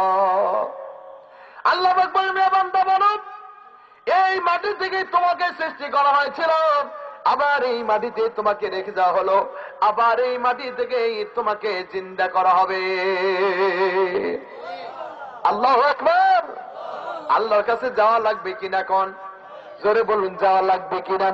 ভাই আমার, আল্লাহ রাব্বুল আলামিন যখন হাসরের ময়দানে এই মানুষগুলিকে একত্রিত করবেন, আমার সময় খুব বেশি নাই, এবার আমি সমাপনের দিকে যাচ্ছি। আপনাদের কষ্ট হয়ে যাচ্ছে? কষ্ট হচ্ছে না? তারপরেও ভাই আমার, মানুষের মৃত্যু হয়ে গেল, এবার পরকালীন জীবনের কাজ কারবার যা কিছু হওয়ার শুরু হয়ে গেল। কারণ মানুষের সবকিছু সম্পর্কে জানেন কে? ওয়ালাকাদ খালাকনাল ইনসানা না'লামু মা তুওয়াসবিসু বিহি নাফসুহু ওয়া নাহনু আকরাবু ইলাইহি মিন হাবলিল ওয়ারিদ। মানুষ সৃষ্টি করেছি আমি, এবং মানুষের অন্তরকরণে যা কিছু ওয়াসওয়াসা আসে তাও আমি আল্লাহ জানি, এবং মানুষের একেবারে ঘাড়ের চাইতেও নিকটে আমি আল্লাহ থাকি। আমাদের জীবনে যত কিছু কাজ আমরা করেছি জানেন কে? আল্লাহ পাক জানেন। কিয়ামতের ময়দানে আল্লাহ বললেন, এই মাটি দেওয়ার সময় আমরাই স্বীকার করলাম, মাটি থেকে আল্লাহ আমাদের বানাইছেন, আবার মাটিতে রেখে দেওয়া হচ্ছে, রেখে দিলাম মাটিতে, আল্লাহ আবার আমাদেরকে মাটি থেকে উঠাই নিয়ে যাবেন কোন জায়গায়? কোন? হাসরের ময়দানে আল্লাহ পাক আমাদেরকে যখন হাজিরি করবেন, ওই জায়গায় নিয়ে যাবার পরে আমাদের অবস্থা কি হবে? কোরআনুল কারীম আল্লাহ পাক বলেছেন, ইকরা কিতাবাকা কাফা বিনাফসিকাল ইয়াওমা আলাইকা হাসিবা। আজকে তোমার আমলনামা তুমি পেশ করো, তুমি তেলাওয়াত করো। আমলনামা পেশ করার জন্য আলাদা কোনো সাক্ষী দরকার হবে না। কি বলেন? হবে? হবে না ভাইরা আমার।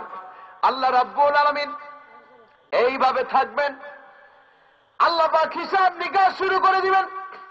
এমন ব্যবস্থায় আল্লাহ পাক মুত্তাকিদের উদ্দেশ্যে, ঈমানদারদের উদ্দেশ্যে বলবেন, হুম ওয়া আসওয়াজুহুম ফি দিলালিন আলাল আরাইকি মুত্তাকিউন।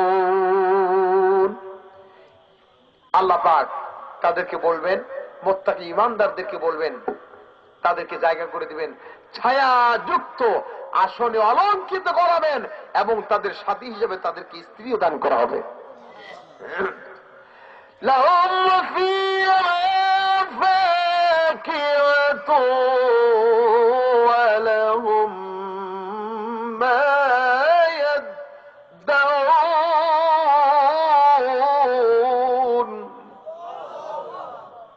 যা কিছু কামনা করবে, কামনা করার সাথে সাথে আল্লাহ পাক তাদের সামনে হাজিরি করে দেবে।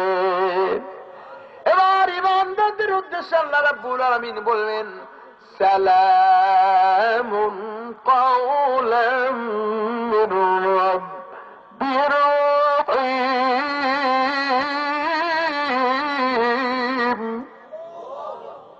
আল্লাহ পাক এবার বলবেন, তোমাদের রবের পক্ষ থেকে তোমরা সালাম গ্রহণ করো।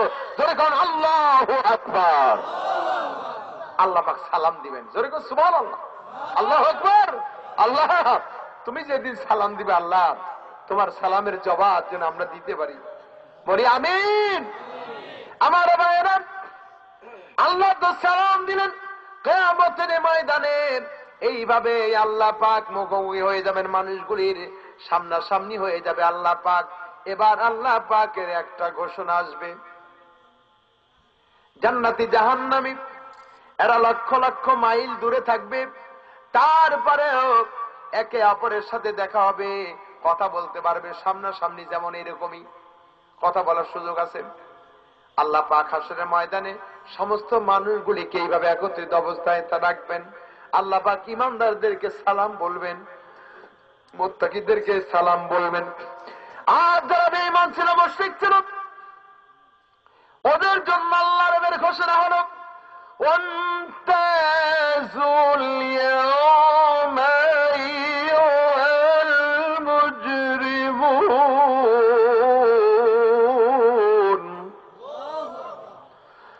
ওয়ান্তাজুল ইয়াওমা আইয়ুহাল মুজরিমুন।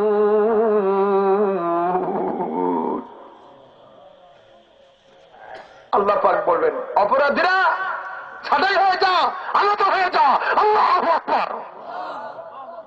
অপরাধী যারা ছাঁটাই হয়ে যা, আলাদা হয়ে যা।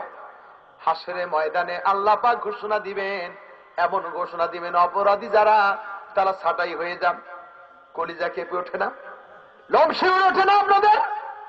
আল্লাহ বললেন, আনতাসুল ইয়াওমা আইয়ুহাল মুজরিমুন, অপরাধীরা ছাঁটাই হয়ে যাও, আলাদা হয়ে যাও।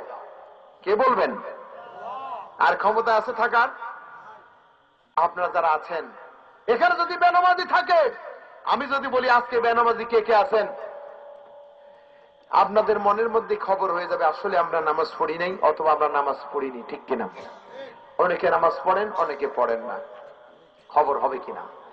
এমনি ভাবে আল্লাহ পাক ঘোষণা দিবেন, আমতাজুল ইয়াওমা আইয়ুহাল মুজরিমুন, অপরাধীরা ছাঁটাই হয়ে যাও, আলাদা হয়ে যাও। আল্লাহ, তুমি যেদিন অপরাধীদেরকে ছাঁটাই করে দিবে মাবুদ, ওই দিন যদি আমাদেরকে অপরাধীদের কাতারে যেতে হয়, ও আল্লাহ, আমাদের চাইতে হতভাগার কেউ হতে পারে না। ও রব্বুল আলামিন, আজকে তোমার এই তেলাওয়াত শুনে, তোমার কালাম শুনে আমাদের হৃদয় কাঁপে। ও আল্লাহ, আমরা জীবনে কত গুনাহ করেছি, জিনা করেছি, ব্যভিচার করেছি, আমাদের চোখের গুনাহ, আমাদের মুখের গুনাহ, আমাদের হাতের গুনাহ, আয় আল্লাহ আমাদের অন্তরের গুনাহ, সমস্ত গুনার জন্য আজকে এই ময়দানে গভীর রাতে মাপ চাই। আল্লাহ, তুমি আমাদের মুখের কাগজে মিনতি, আমাদের চোখের পানিতে আল্লাহ আমাদের এই গুনাহগুলি দয়া করে মাফ করে দাও। ভাইরা আমার, আর কোনদিন জানি না আমাদের তওবা করার সুযোগ আসবে কিনা। হাসরের ময়দানে আল্লাহ রাব্বুল আলামিন বলবেন, আমতাজুল ইয়াওমা আইয়ুহাল মুজরিমুন, অপরাধীরা ছাঁটাই হয়ে যাও, আলাদা হয়ে যাও। আরে জীবনে কত গুনাহ করেছি আল্লাহ, তুমি যদি দয়া করে মাফ করে না দাও, আল্লাহ নতুন করে তো আর কোন গুনাহ আমরা করি না, আর করবো না। আজকের তোরে মাফ করে দাও, আর জীবনে গুনাহ করবো না। আল্লাহ, তুমি দয়া করে আমাদের সবাইকে মাফ করে দাও। আপনি একটু দয়া করে সকলে আল্লাহর কাছে বলেন, এভাবে হাত তুলে বলেন, আল্লাহ, আয় আল্লাহ তাআলা, জীবনে যত গুনাহ করেছি, জিনা করেছি, ব্যভিচার করেছি, আল্লাহ যত গুনাহ করেছি, আল্লাহ তোমার কাছে কোনো কিছুই গোপন থাকে না। তুমি দয়া করে আমাদের গুনাহ কথা মাফ করে দাও। আল্লাহ ইচ্ছে করলে মাফ করতে পারেন। আমিন। আমিন। আল্লাহ পাক আমাদের কবুল করুন। ভাইরা আমার, গুনার জন্য যদি আল্লাহর কাছে কাঁদি, সম্মান বাড়বে, কোনোদিন সম্মান কমবে না। আল্লাহ রাব্বুল আলামিন চোখের পানির বিনিময়ে জাহান্নামের আগুন হারাম করে দিবে।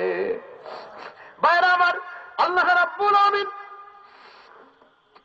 কিয়ামতের ময়দানে সমস্ত মানুষগুলিকে বলবেন অমতাজুল ইয়াওমা, সমস্ত মানুষের মধ্য থেকে কিছু মানুষের ব্যাপারে বলবেন অমতাজুল ইয়াওমা আইয়াল মুজরিমুন, অপরাধীরা ছাঁটাই হয়ে যাও, আলাদা হয়ে যাও। এমন সময় আল্লাহ নবী বললেন, আমি জানি আল্লাহ রাব্বুল আলামিন সর্বপ্রথম কাকে জান্নাত দান করবেন, আবার সর্বশেষ কাকে জান্নাত দান করবেন। আল্লাহর হাবিব বিশ্ব নবী মুহাম্মদ রাসূলুল্লাহ সাল্লাল্লাহু আলাইহি ওয়াসাল্লাম বললেন, সর্বশেষ আল্লাহ পাক যাকে জান্নাত দান করবেন তাকে বিবেচনায় পাশ করাই দিবেন। তার গুনাহ এবং নেকি কম বেশির ভিতরে এর মধ্যে বাছাই করে আল্লাহ পাক তাকে জান্নাত দান করবেন, বিবেচনায় পাশ করাবেন। ওই বিবেচনায় পাশ করা, কোন রকমে পাশ করা জান্নাতে যাবে সর্বশেষে যেই ব্যক্তি, ওই ব্যক্তির ব্যাপারে নবীজি বললেন আল্লাহ রাব্বুল আলামিন ফেরেশতাদেরকে বলবেন, ও আমার ফেরেশতারা, আমার এই বান্দার ছোট ছোট গুনাহগুলিকে তার সামনে হাজির করে দে। ছোট্ট ছোট্ট গুনাহগুলি যখন এই বান্দার সামনে হাজির করে দেবে, বান্দা তখন কলিজা তার মুখের কাছে চলে আসবে, ভয়ে কাঁপতে থাকবে, সবগুলি বড় হয়ে যাবে, আতঙ্কিত হয়ে যাবে। এবার আল্লাহ রাব্বুল আলামিন বুঝবেন আমি তো তারে মাফ করে দিয়েছি, তাহলে আর তারে আমি কষ্ট দিব না। আল্লাহ পাক ফেরেশতাদেরকে বলবেন, ও আমার ফেরেশতারা, আমার এই বান্দার ছোট ছোট গুনার পরিবর্তে তাকে নেকি দান করে দাও। নেকি দান করে দেওয়া হবে। এবার লোকটি তার চোখের চেহারা, মুখের চেহারা ঘুরে যাবে, আনন্দ পাবে। এবার আল্লাহর দরবারে সাহস করে বলবে, আল্লাহ, যখন ছোট গুনাহগুলি দেখাইছিলাম তখন তো আমরা ভয়ে কাঁপতেছিলাম, আল্লাহ আমাদের ছোট্ট ছোট্ট গুনাহ, এই গুনাহগুলি যদি তুমি জানো, আমাদের জীবনে যত বড় গুনাহ ছিল, এই গুনাহগুলি যদি আমাদের সামনে দেখাও, কতই না আমাদের ভয় লাগবে। আল্লাহ পাক তাদেরকে ছোট গুনার পরিবর্তে নেকি দান করে দিলেন। এরপরে আল্লাহ পাক তাদের ভয়ের অবস্থা দেখে বলবেন যে ছোট গুনার পরিবর্তে নেকি দান করে দাও। এই নেকি দাও, এই লোকগুলি এবার আল্লাহর কাছে ফরিয়াদ করবে, রব্বুল আলামিন, আমরা তো জীবনে এত ছোট ছোট গুনাহই করিনি, আমরা তো এর থেকে আরো অনেক বড় বড় গুনাহ করছিলাম। আল্লাহ, ছোট গুনার পরিবর্তে যখন তুমি আমাদেরকে নেকি দান করে দিলে, আল্লাহ বড় গুনার পরিবর্তে আমাদের কি কেন তুমি নেকি দান করবা না? আল্লাহু আকবার। আল্লাহ, ছোট্ট ছোট্ট গুনার পরিবর্তে যদি নেকি দাও, আল্লাহ আমাদের জীবনে তো আরো অনেক বড় গুনাহ ছিল, আল্লাহ বড় গুনার পরিবর্তে নেকি দান করবা না? সুবহানাল্লাহ, আল্লাহু আকবার। কিতাবের ভিতরে লেখা হয়েছে, বিশ্বনবী মুহাম্মদ রাসূলুল্লাহ সাল্লাল্লাহু আলাইহি ওয়াসাল্লাম মুস্কি হেসে দিবেন, মুস্কি হেসে দিয়া বলবে, আহারে আমার উম্মতেরা দুনিয়ায় লোভ ছাড়তে পারেনি, আবার আল্লাহর সামনে এসেও, আল্লাহর সামনে দাঁড়িয়েও লোভ ছাড়তে পারল না। আল্লাহু আকবার। ভাইরা আমার, আল্লাহ পাক যাদেরকে এইভাবে বাস করায় দিবেন, তাদের জীবন সৌভাগ্যের জীবন হবে। ওয়াসিকাল্লাযীনা তাকাউ রাব্বাহুম ইলাল জান্নাতি যুমারা, যারা কি তাদের রবকে ভয় করে চলত, তাদেরকে দলে দলে জান্নাতের দিকে নিয়ে যাওয়া হবে। জান্নাতের রক্ষীরা তাদেরকে বলবে, হাত্তা ইযা জাউহা ওয়া ফুতিহাত আবওয়াবুহা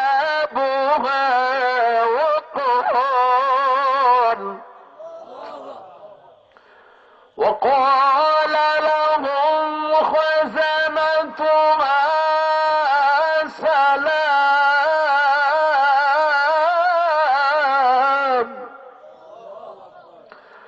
وقال لهم خزنتها سلام عليكم طبتم ادخلوها خالدين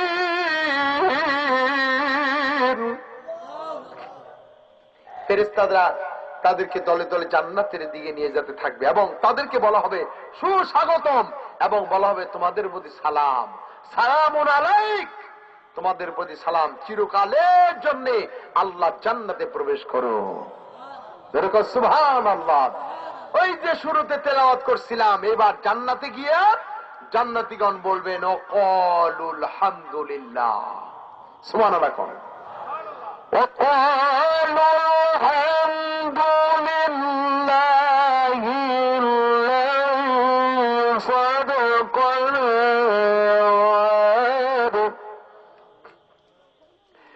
الذي صدقنا وعده وأورثنا الأرض نتبوأ من الجنة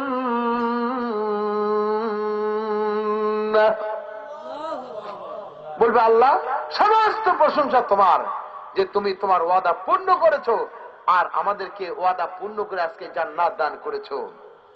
মেহনতকারীদের পুরস্কার কতই না চমৎকার, সুবহানাল্লাহ। আল্লাহ পুরস্কার দান করবেন। এরপরে বলা হবে ওয়াতারাল মালাইকাতা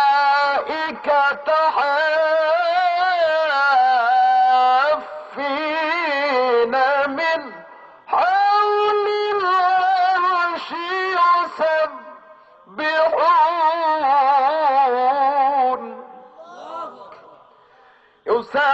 يسبحون بحمد ربهم وقضي بينهم بالحق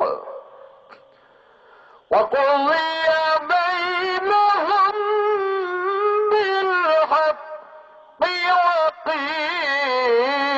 الحمد لله رب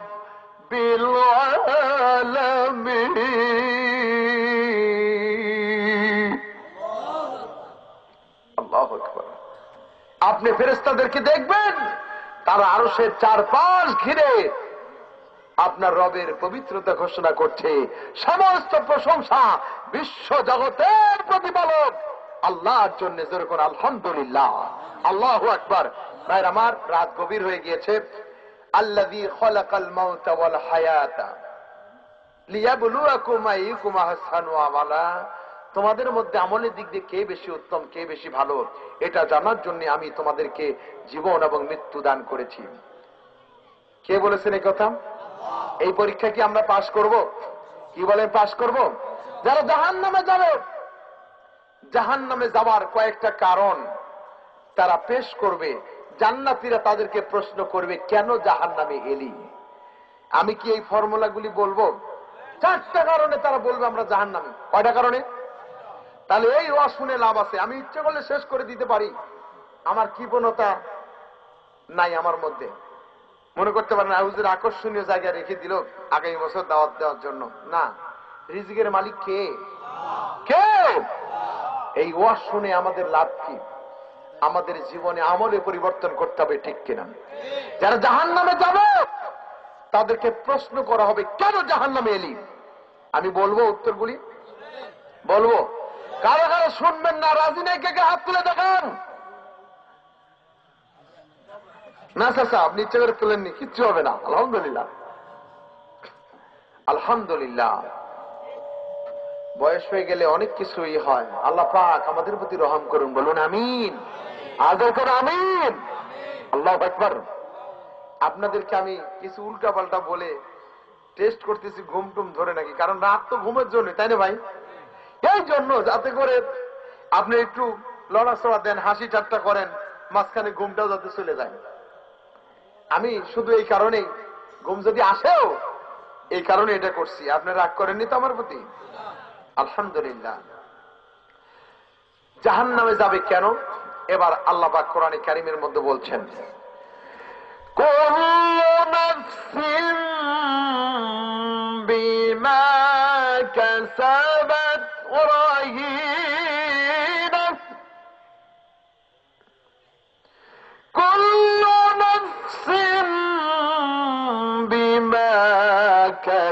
خابت رهينا।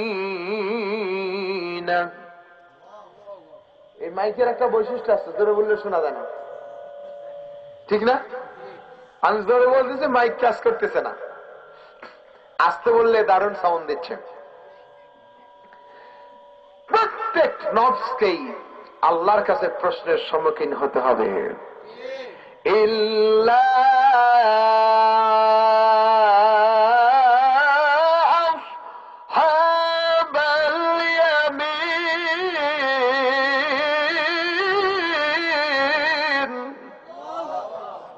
যারা ডানপন্থী তাদেরকে আল্লাহ প্রশ্ন করবে না। জোরে গো সুবহানাল্লাহ।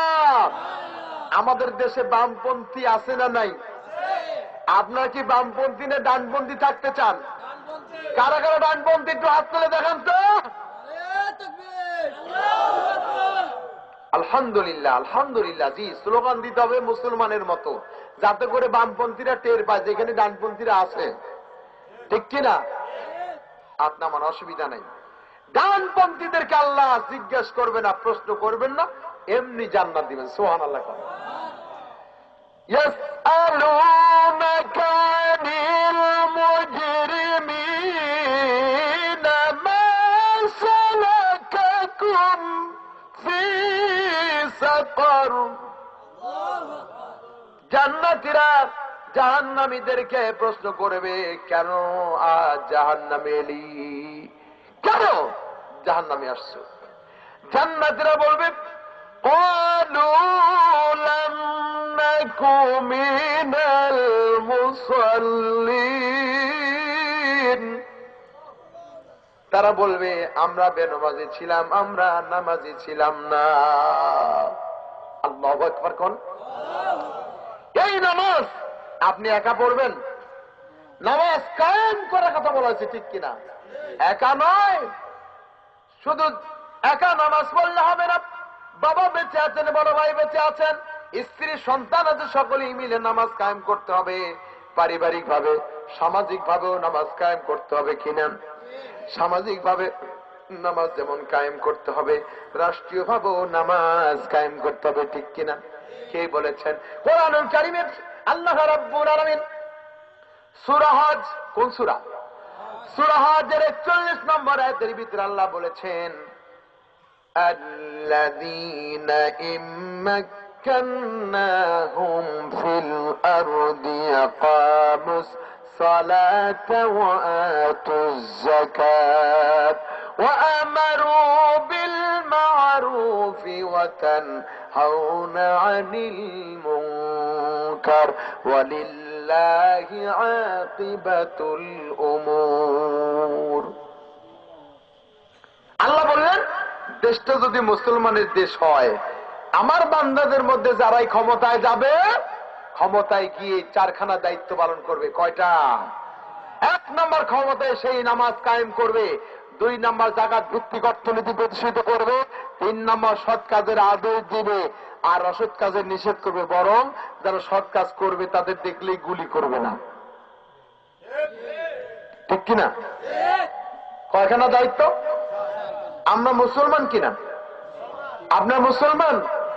এবার ক্লিয়ার একটা ফতোয়া নেন, যেই দেশের মানুষ মুসলমান, যেই দেশের সরকার মুসলমান, সেই সরকার যদি রাষ্ট্রীয়ভাবে নামাজ কায়েম না করেন, যাকাত আদায় না করেন, সৎ কাজের আদেশ না করেন, অসৎ কাজের নিষেধ না করেন, মুসলমান হোক ওই দলের মিছিলে, ওই দলের সংগ্রামে সামিল হওয়া যাবে?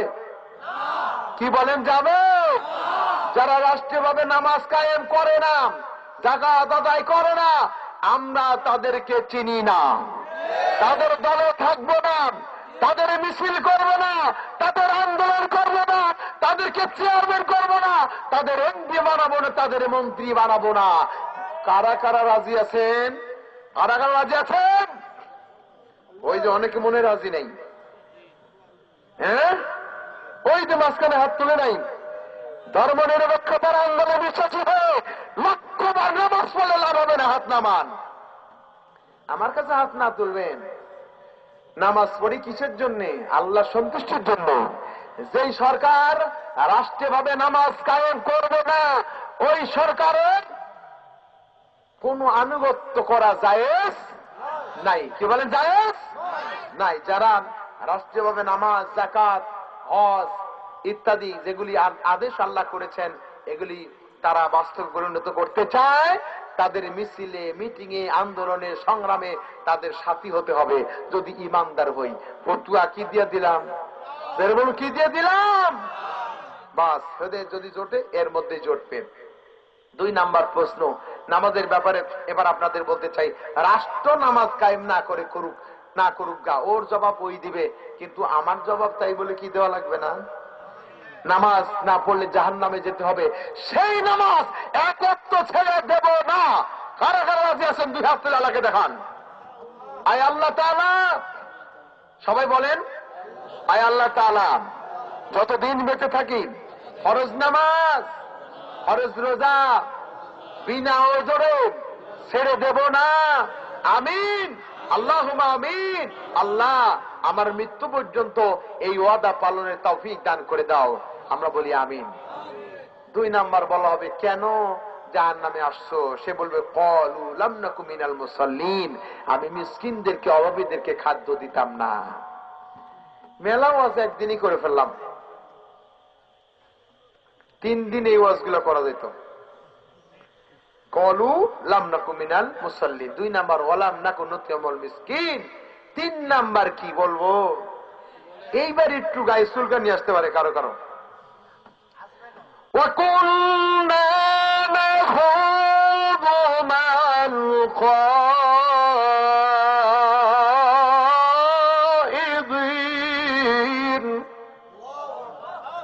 এবার তারা বলবে আল্লাহ, আমরা সত্যের বিরুদ্ধে যারা অপবাদ দিত আমরা তাদের বিরুদ্ধে অপবাদ রটাতাম, তাদের সাথে আমরাও অপবাদ রটাতাম। আলেম ওলামা, চোর, গুন্ডা, বাটপার, ওই ঢাকার শাহবাগের গুন্ডারা লুচ্চারা বলেছে, ঠিক কিনা? কিন্তু সিলেটের লোকেরা লাভাইছিল কিনা? দিতে হবে, দিতে হবে, লাভালাভি করছিল না? দেখেন যুগ যুগ ধরে আল্লাহ সব উত্তর কোরআন শরীফে দিছে। আমার কথা জোরে কর না কেন? নারী পুরুষ এক জায়গায় লেটাবেটা করলো, ঠিক না? ওরা বললে ওরা খারাপ। আল্লাহ বলেন ইন্নামা ইয়াখশাল্লাহ মিন ইবাদিহিল উলামা, ওলামারা আমাকে সবচেয়ে বেশি ভয় করে। যদি কোন অপরাধ করে রাতের গভীরে আল্লাহর কাছে কাঁদে, আল্লাহ আমাকে মাফ করে দাও। যদি ভালো লোক হয়, কোন কারণে যদি কেউ কাউকে ধমক দেয়, রাতের গভীরে অনুশোচনা করে কাঁদে। দেখা হইলে বলে, অন্য সময় বলে যে ভাই আমার রাগ উঠছিল, তুমি আমাকে দয়া করে মাফ করো, আমি খুব ভালো ব্যবহার করতে পারিনি, তোমার সাথে খারাপ আচরণ করছি। আলেম হলে, জ্ঞানী হলে এরকম করে, ঠিক কিনা? অথচ ওদের ব্যাপারেই আজকে অভিনয় করলো, এরকম করে মারা লাগে। দেখেন অভিনয় করতে যে নিজের গলাতি জড়ায় গেল। বুঝেন কথা? বুঝেন? বুঝেন? আপনি বুঝলেই হলো, ঠিক কিনা? 4 নাম্বার কি?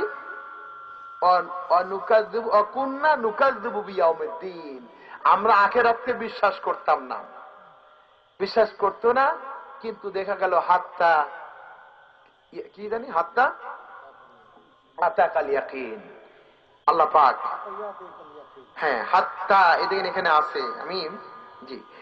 এরপরে সর্বশেষ তারা বলবে হাত্তা আতানাল ইয়াকিন, শেষ পর্যন্ত আমরা সে নিশ্চিত জিনিসের মুখোমুখি হয়ে গেলাম।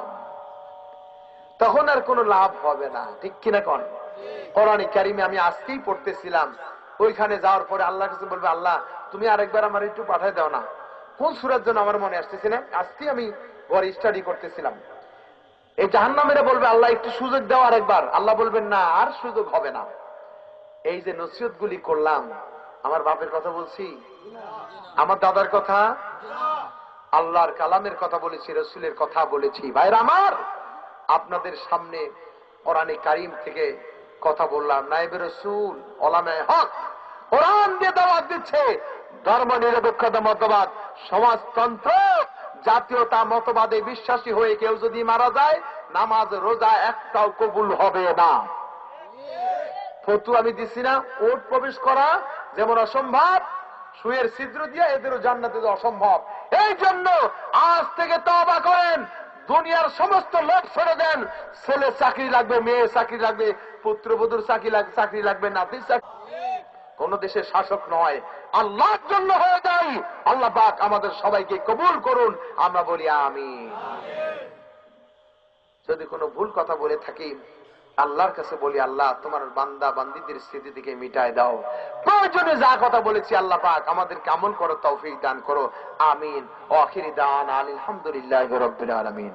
এখনই দোয়া হবে, ভাইজানের অনুমতি চাই, কিছু বলবেন? জি বলেন।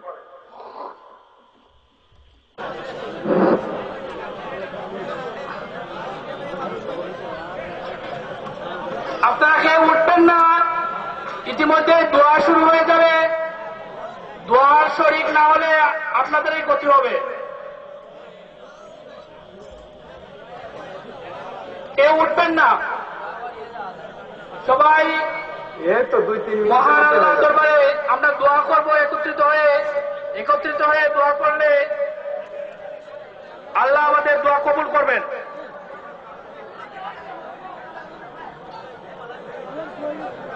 আমি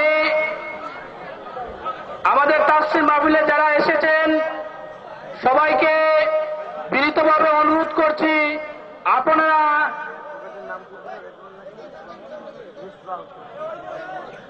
কেউ উঠবেন না দয়া করে।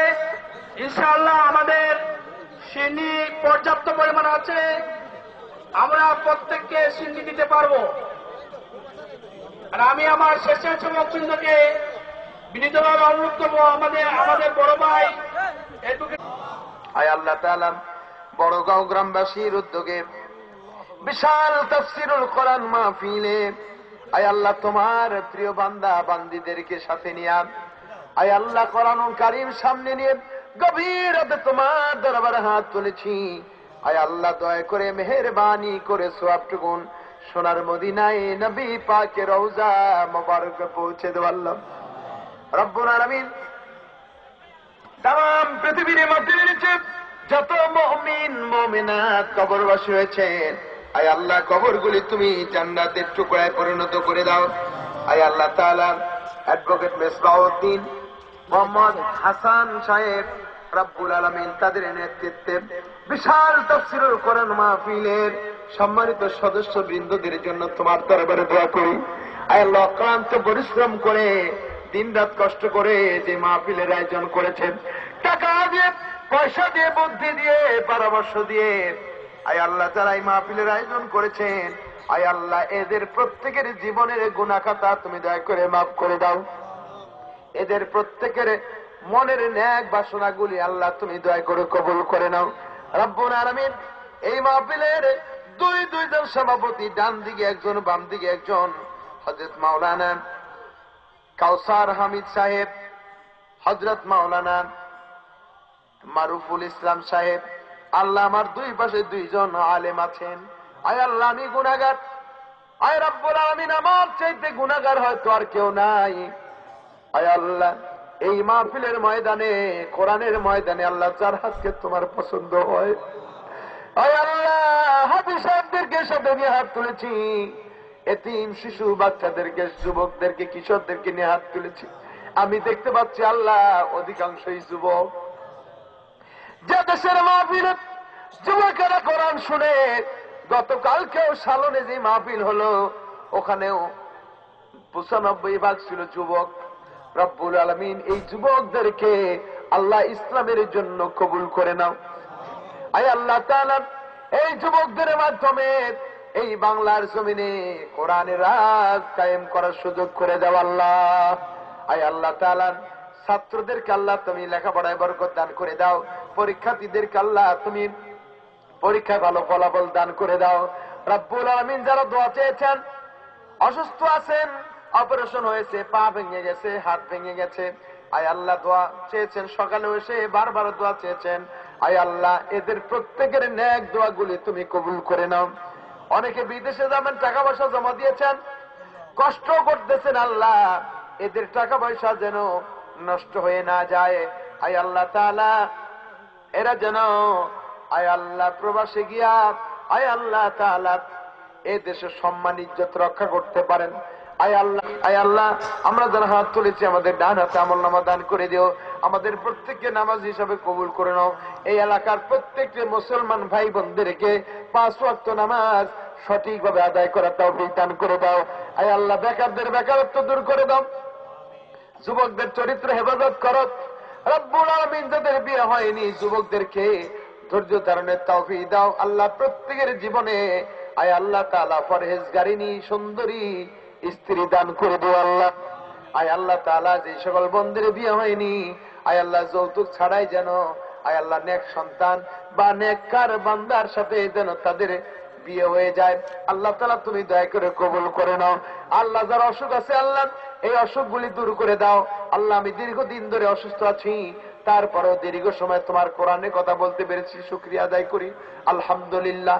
আল্লাহ আগের মতো কোরআন তেলাওয়াত করতে পারি না। রব্বুল আলামিন আয় আল্লাহ তোমার দরবারে ফরিয়াদ করি আমার মতো যারা অসুস্থ আছেন আয় আল্লাহ প্রত্যেককে আল্লাহ তুমি পূর্ণ সুস্থতা দান করে দাও।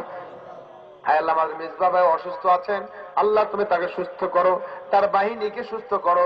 হাসান ভাইয়ের নেতৃত্বে যে মাহফিল হলো আয় আল্লাহ তাআলা কত কষ্ট করে এই মাহফিলটা গাঞ্জাম দিলেন। আয় আল্লাহ তোমার দরবারে একটা মিনতি ভরা কণ্ঠে বলি আল্লাহ তুমি সবার আমাদের সকলের গুনাহ মাফ করে দাও। আয় আল্লাহ আমাদের গুনার জন্য অন্যের কাছে গিয়ে মাপ চেয়ে কোনো লাভ হবে না। তুমি যদি আমাদেরকে মাফ করে দাও তোমাকে কারো কাছে কৈফিয়ত দেওয়া লাগবে না। রব্বুল আলামিন তুমি দয়া করে আমাদেরকে মাফ করে দাও। আমাদের প্রবাসী যারা আছেন বিদেশি যারা আছেন আয় আল্লাহ তাদের টাকা পয়সায় বুদ্ধিতে এই মাহফিলটা হচ্ছে আয় আল্লাহ এলাকাবাসীর উদ্যোগে হচ্ছে, তাই বিদেশিদের জন্য দোয়া চাওয়া হয়েছে। রব্বুল আলামিন যেখানে থাকুক না কেন বিদেশেও যেন আল্লাহ তোমার গোলামি করতে পারে, তোমার ইবাদত করতে পারে, তোমার হুকুম মেনে চলতে পারেন। আল্লাহ তুমি তাদেরকে হায়াতে তওবা দান করে দাও। রব্বুল আলামিন এই এলাকার যত মুরব্বী মারা গেল, চেয়ারম্যান আব্দুর রউফ সাহেব, আমি তার ঘরে সারাদিন আজকে কোরআন তেলাওয়াত করেছি, কোন লোক নাই জন নাই নির্জনে কোরআন তেলাওয়াত করেছি। রব্বুল আলামিন আয় আল্লাহ যার ঘরে কোরআন তেলাওয়াতের আওয়াজ হলো আল্লাহ তুমি দয়া করে তাকে জান্নাতবাসী করে নিও। রব্বুল আলামিন এইভাবে আয় আল্লাহ যারা দোয়া চেয়েছেন প্রত্যেকের নেক বাসনা কবুল করে নাও আল্লাহ। প্রত্যেককে নিজ নিজ স্থানে নিজ নিজ জায়গায় নিরাপত্তার সাথে পৌঁছার তৌফিক দান করে দিও। এই মাহফিলটাকে কিয়ামত পর্যন্ত আল্লাহ তুমি কবুল করে নাও। আয় আল্লাহ আমি একজন অযোগ্য নালায়েক আল্লাহ, আমার জ্ঞান নাই বুদ্ধি নাই বিবেক নাই। রব্বুল আলামিন কোরআন থেকে যতটুকু তুমি সুযোগ দিয়েছো আমি কথা বলেছি, কোরআন থেকে কথা বলার জন্য যতটুকু যোগ্যতার দরকার আল্লাহ তুমি দয়া করে দান করে দিও। যতটুকু কণ্ঠের দরকার আয় আল্লাহ, যতটুকু হেকমতের দরকার আয় আল্লাহ তাআলা, যতটুকু যোগ্যতার দরকার যতটুকু কণ্ঠের দরকার আল্লাহ তুমি দয়া করে দান করে দিও। রব্বুল আলামিন এই মাহফিলের আয়োজন যারা করেছেন আর শোনার জন্য যারা এসেছেন কিয়ামতের দিন মুসিবতের সময় এই মাহফিল আমাদের সকলের জন্য নাজাতের উসিলা বানিয়ে দিও আল্লাহ। শেষ মুহূর্তে মনে পড়ে গেল আল্লাহ আমাদের সন্তান সন্ততি আমাদের স্ত্রী আমাদের জন্য ফিতনা। রব্বুল আলামিন আমাদের স্ত্রী আমাদের সন্তান সন্ততিদের জন্য দোয়া করি। রব্বুল আলামিন তুমি সবাইকে হেদায়েতের পথে চলার তৌফিক দান করে দাও। রব্বি জাআলনি মুকিমাস সালাতি ওয়া মিন যুররিয়াতি রব্বানা তাকাব্বাল দুআ। রব্বুল আলামিন এই মাহফিলের আয়োজন যারা করেছেন আর শোনার জন্য যারা এসেছেন কিয়ামতের দিন মুসিবতের সময়ে এই মাহফিল আমাদের সকলের জন্য নাজাতের উসিলা বানিয়ে দিও আল্লাহ। কোরআনের কথা বলতে গিয়ে কোরআনের পথে মানুষকে ডাকতে গিয়ে যারা বিপদের সম্মুখীন হয়েছেন আল্লাহ তাআলা তুমি দয়া করে তাদের প্রতি রহমত নাযিল করে দাও। আল্লাহুম্মা জিদনা ওয়া লা তানকুসনা ওয়া আকরিমনা ওয়া লা তুহিন্না ওয়া আতিনা ওয়া লা তাহরিমনা وآثرنا ولا تؤثر علينا وارض عنا وارضنا يا كريم يا رب العالمين واعف عنا واغفر لنا وارحمنا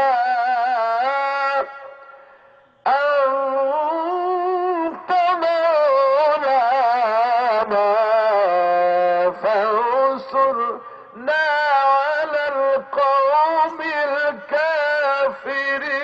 الكافرين سبحان ربك رب العزة عما يصفون وسلام على المرسلين والحمد لله رب العالمين واجعل آخر كلامنا عند الموت لا إله إلا الله محمد رسول الله صلى الله عليه وسلم السلام عليكم ورحمة الله وبركاته